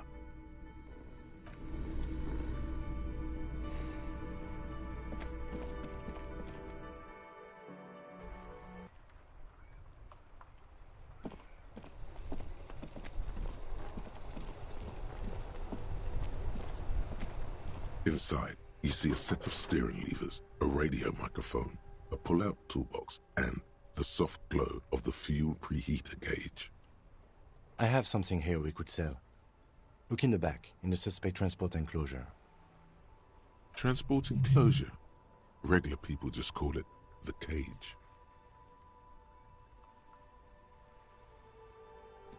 The cage at the back of the motor carriage looks rather uncomfortable. 4 shiny hubcaps are stacked against the seat. Their silver edges sparkle in the dark. I confiscated these 4 a little while back. We can take them to the pawn shop down by the Martinez Canal.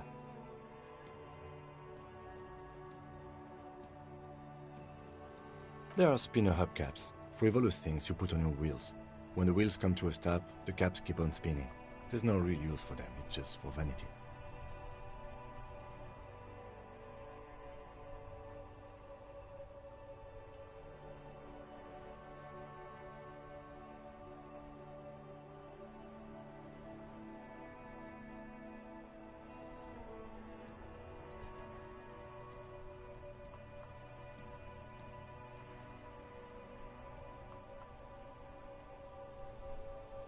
The lieutenant nods as you take the spinners.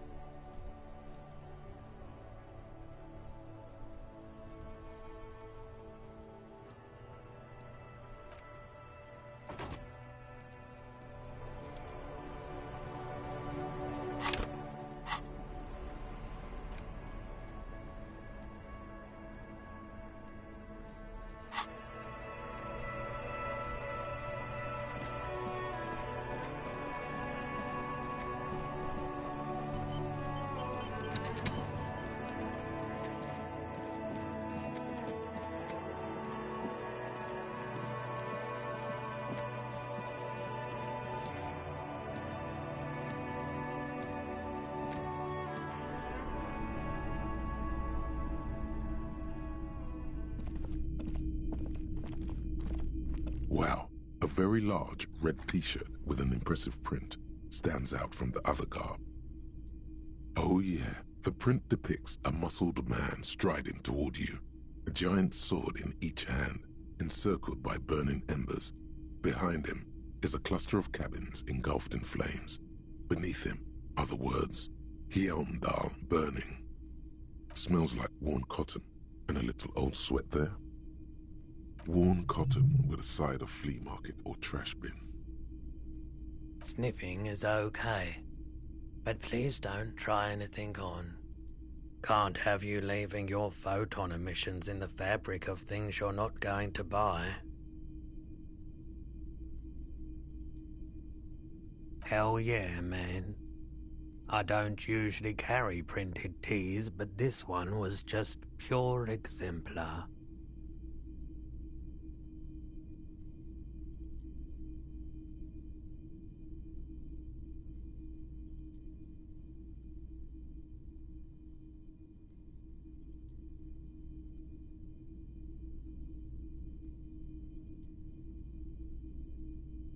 A fan?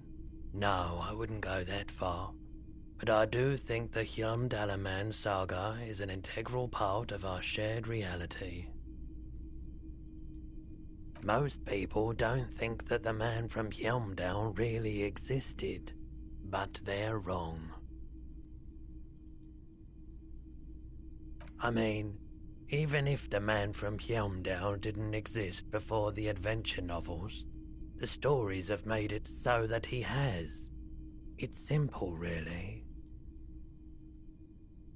Okay. You sound skeptical. It's not that complicated. All that's required is a more robust understanding of cause and effect. Besides, I've been to Kotla, though not quite as far north as the Hjelmdal, and watched northern lights travel across the sky. Very unique, energetic tides there. It's for the best, because Hjelmdal is not a real place, and thus he could not have gone there.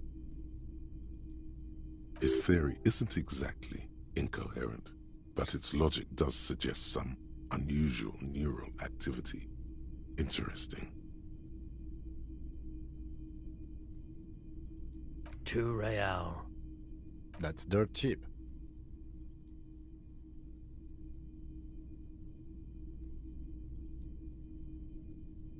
But why?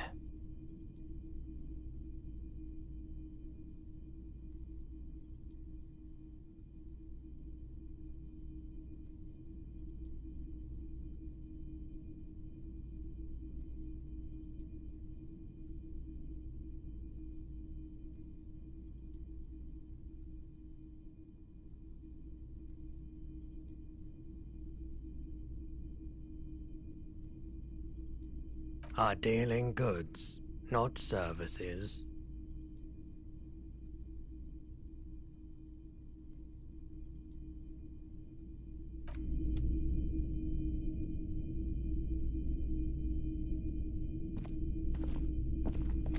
Hello, hello. Let me know if I can help you with anything.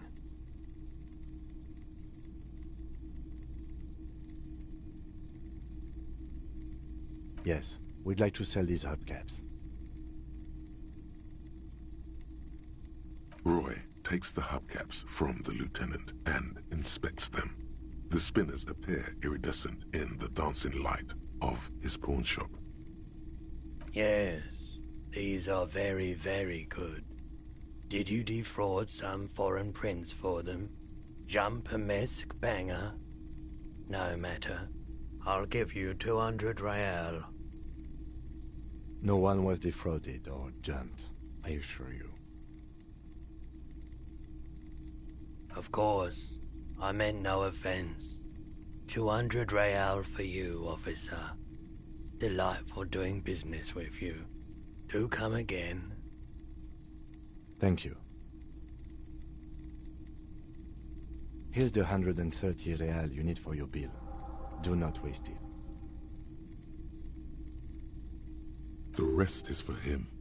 to compensate for the pain of being separated from his radiant spinners. Anything else you're thinking of selling? Another time, perhaps.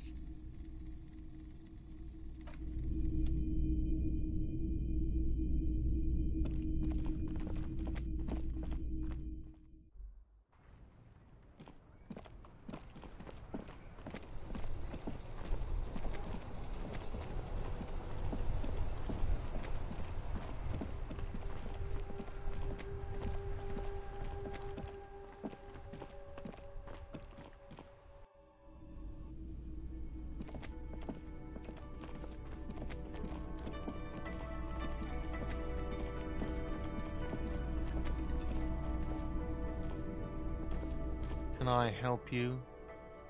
Yes, have you got it? A lot. A lot. For the room, drinks, and broken window, 130 real. Well?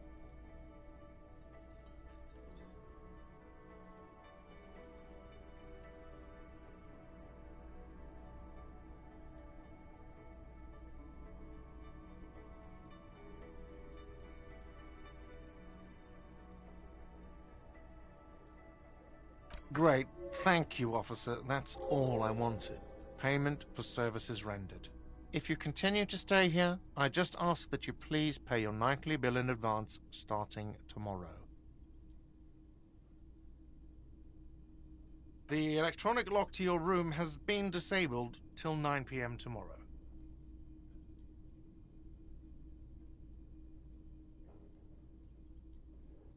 Please pay for each night in advance starting tomorrow. 20 real per night. I'll take a room here too. Of course. Always happy to have officers from the RCM as guests. Anything else I can do for you? Hey, so we've been monitoring you internally, and now we know your Copo type.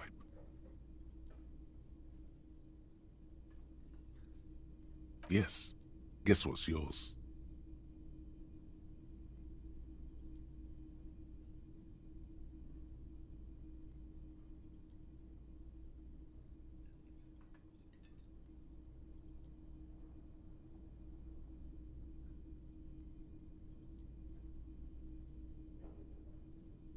No, you're the sorry cop.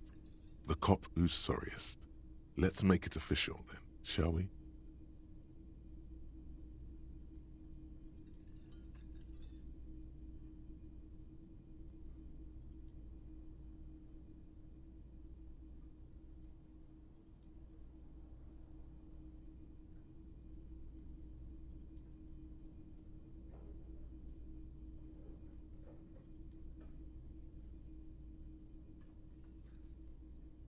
What? Jealous of the sorry cop? I think they'll be fine. Don't worry. They'll be super fine. It'll be totally okay. You can dual Copo type from sorry to anything.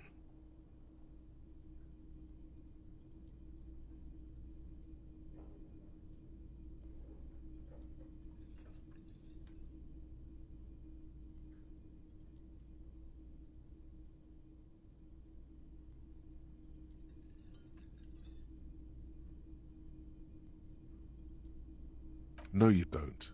Come on. You'll be back to saying sorry in 2 minutes. Stop wasting time and begin the repentance.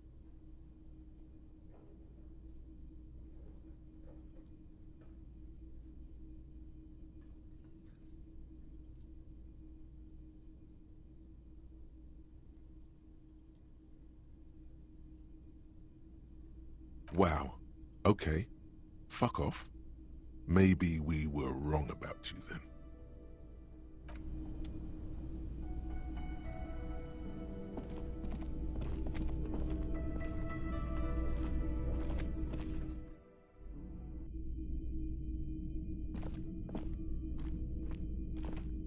The door is closed. Still nothing. The lieutenant gives you a quick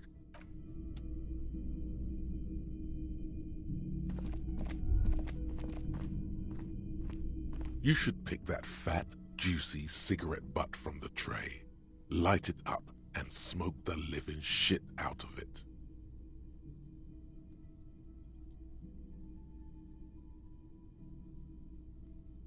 The living shit.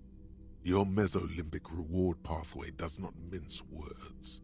It wants smokes. Who knows what you are? A monster, a murderer, the gnome of Jeroma? You feel like a smoker, especially when you look at that juicy, succulent, seductive cigarette stub, still smoldering deliciously. How very astute of you. This renders it ineffectual. You should look for a whole cigarette, or better yet, an entire pack. Strike that. A carton. Make sure they're all healthy and able-bodied. Then smoke them all.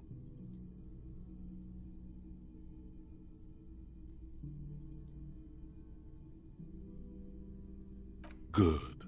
Thinking about yummy cigarettes in your mouth is the next best thing. Make sure you think about juicy sticks of tobacco all the time, though. It doesn't count if it's not all the time. And when you're done thinking about them, graduate to getting them. Plus, smoking them gives massive bonuses.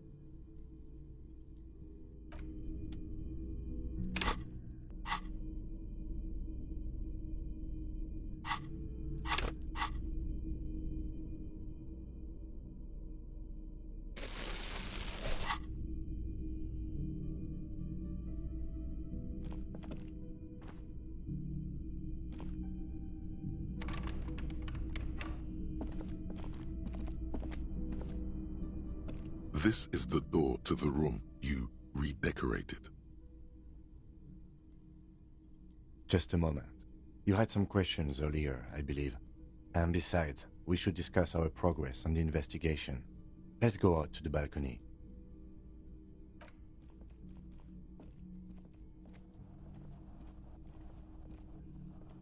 The air outside is brisk. The lieutenant is silent for a moment. He listens to the traffic hum. Then... Where shall we begin? We should talk about the investigation, first and foremost. But I also remember you wanting to discuss the RCM?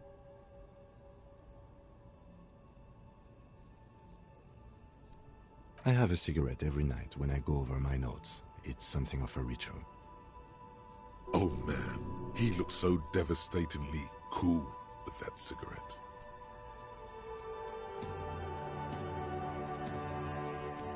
I apologize, but I only brought one with me. I have exactly one cigarette every night while going over my notes.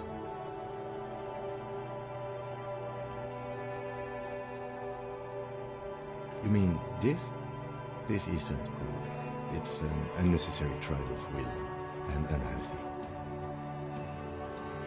Keeping the habit within the parameters he's given himself takes a lot of focus. It would be easier to simply quit. Yet, were he to quit, he would lose the cool factor. This man relishes his cool quite a bit, below it all. Yes, it's been a long and eventful day. Well, we didn't even look at the body. But we performed a thorough search of the premises of the crime scene. That's great.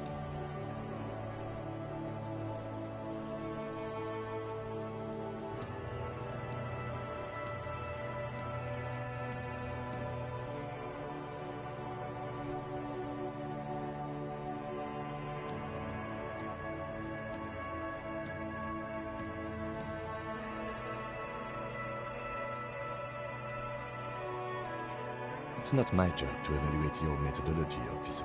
I'm just going through the facts. As for the interviews, we conducted an interview with Everard Clare. He wasn't particularly forthcoming with useful information, however. He's not saying much on the matter, because because he thinks you could have gotten more out of Everard.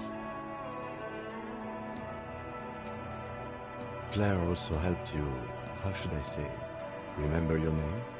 That's a relief.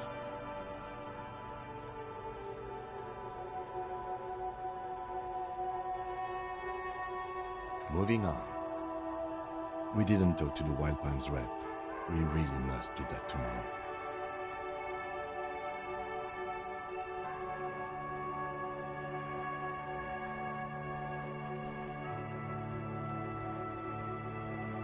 Above all, though, today was exhausting. What's with all the running? You run a lot. Is that a standard Precinct 41 practice? I have a really good theory about why you're running so fast, son. Just you wait until we get up tomorrow.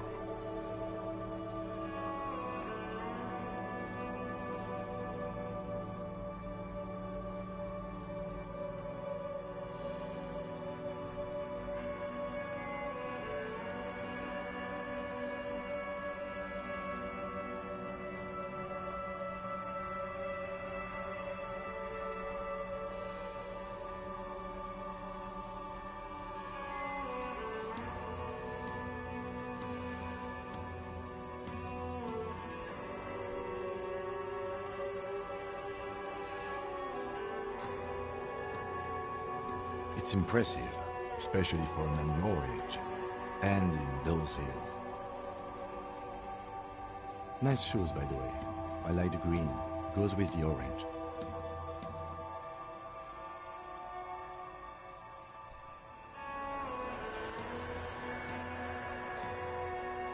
They're quite limited, actually. The power officers of the Revachol Citizens Militia exercise most frequently is imposing fines of up to 1,000 real for offenses, in accordance with an interdepartmental schedule.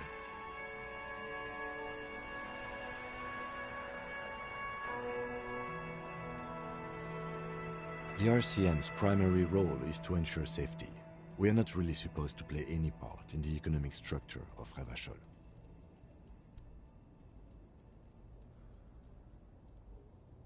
Yes, although indirectly, as citizens can always request records from their local station.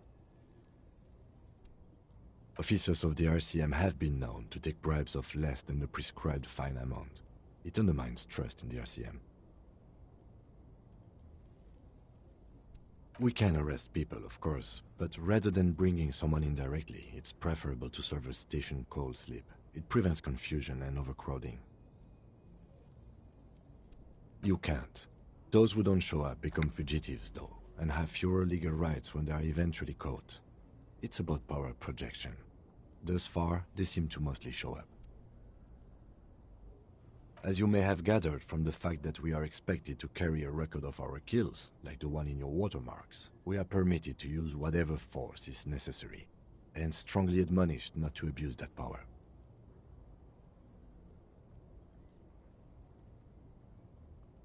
You have to supply compelling evidence for why it was necessary to use lethal force. In these cases, your partner is usually your witness. Not a good position to be in, by the way. Internal Affairs handles these cases thoroughly, by cross-examining you for inconsistencies. It is hard to cover for anyone, which is for the best. We don't convict. We arrest and send them to coalition government courts in Couronne and La Delta. The prosecution works off our testimonies and records, which is why it's paramount to keep them.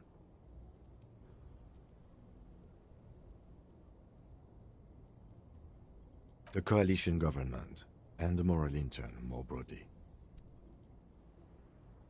The RCM was formed by the coalition government to restore order in the international zone after the revolution. So we did. Now we attempt to maintain that order. No more, no less. Or perhaps it is better to say we were allowed to form. It's a point of contention whether the citizens of Revachol or the coalition government founded the RCM.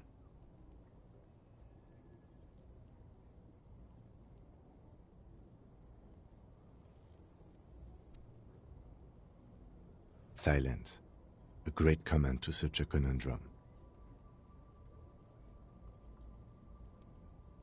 The Moralists International are the world's largest political organization. You know who they are. They have been running this place after the revolution failed.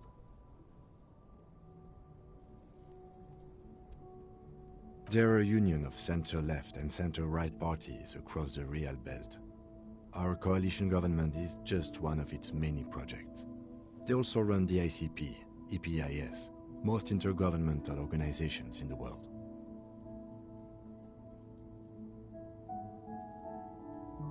What do they believe in? They are Dolorians. They believe they continue the humanist project set forth by Her Innocence Dolores Day 4 centuries ago. Others say they are just technocrats. Those others say they continue the humanist project set forth by Dolores Day.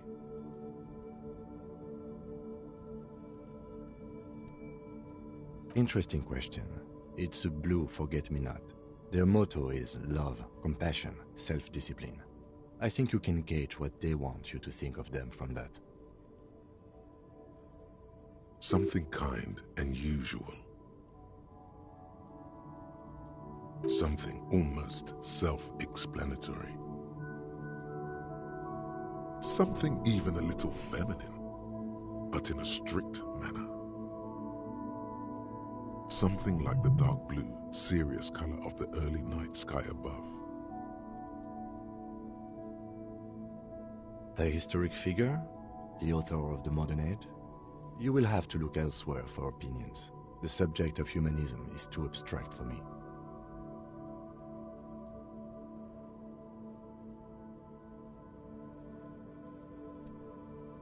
The moral intern are a fact. I try not to have opinions on facts until they change. And it doesn't look like that's about to happen.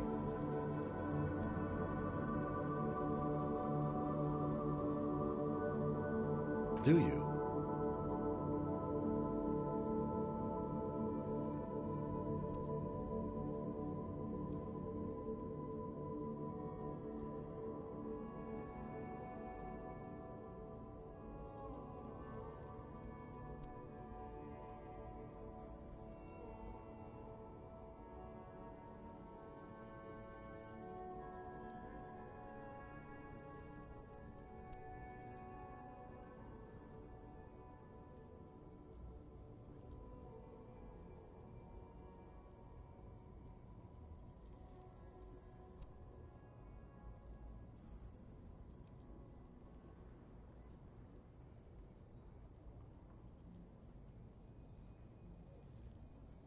We are in what is called the twilight of international law.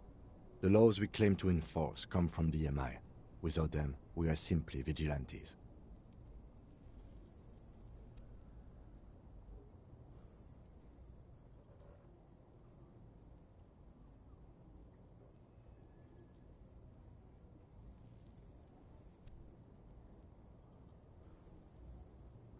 Sadly, it is what we already are to the people of Martinez, most of them at least, especially the Union. Vigilantes. I expect our job here to prove quite challenging.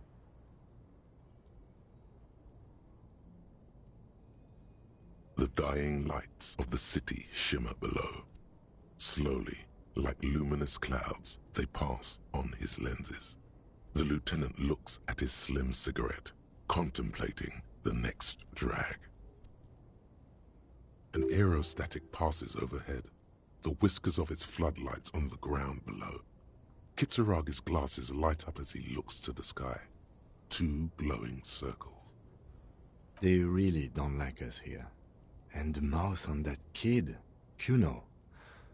It's different inland, in Jamrock and the GRIH. It's our fault for leaving this place to the dogs, to the Union, to the company. Not daring to come here more often. This place has fallen between the cracks, the jurisdictions of our 2 precincts. We run this city. West of the river is RCM land.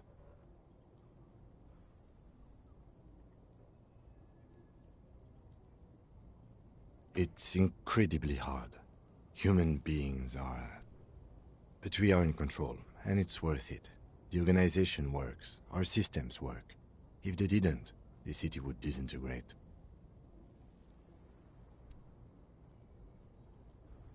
Me too. But I wouldn't count on any drastic changes in our lifetimes.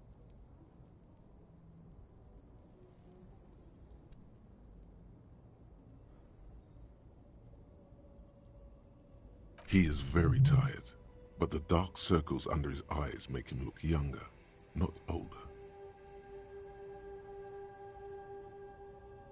Yeah, it's getting very cold now. Let's go.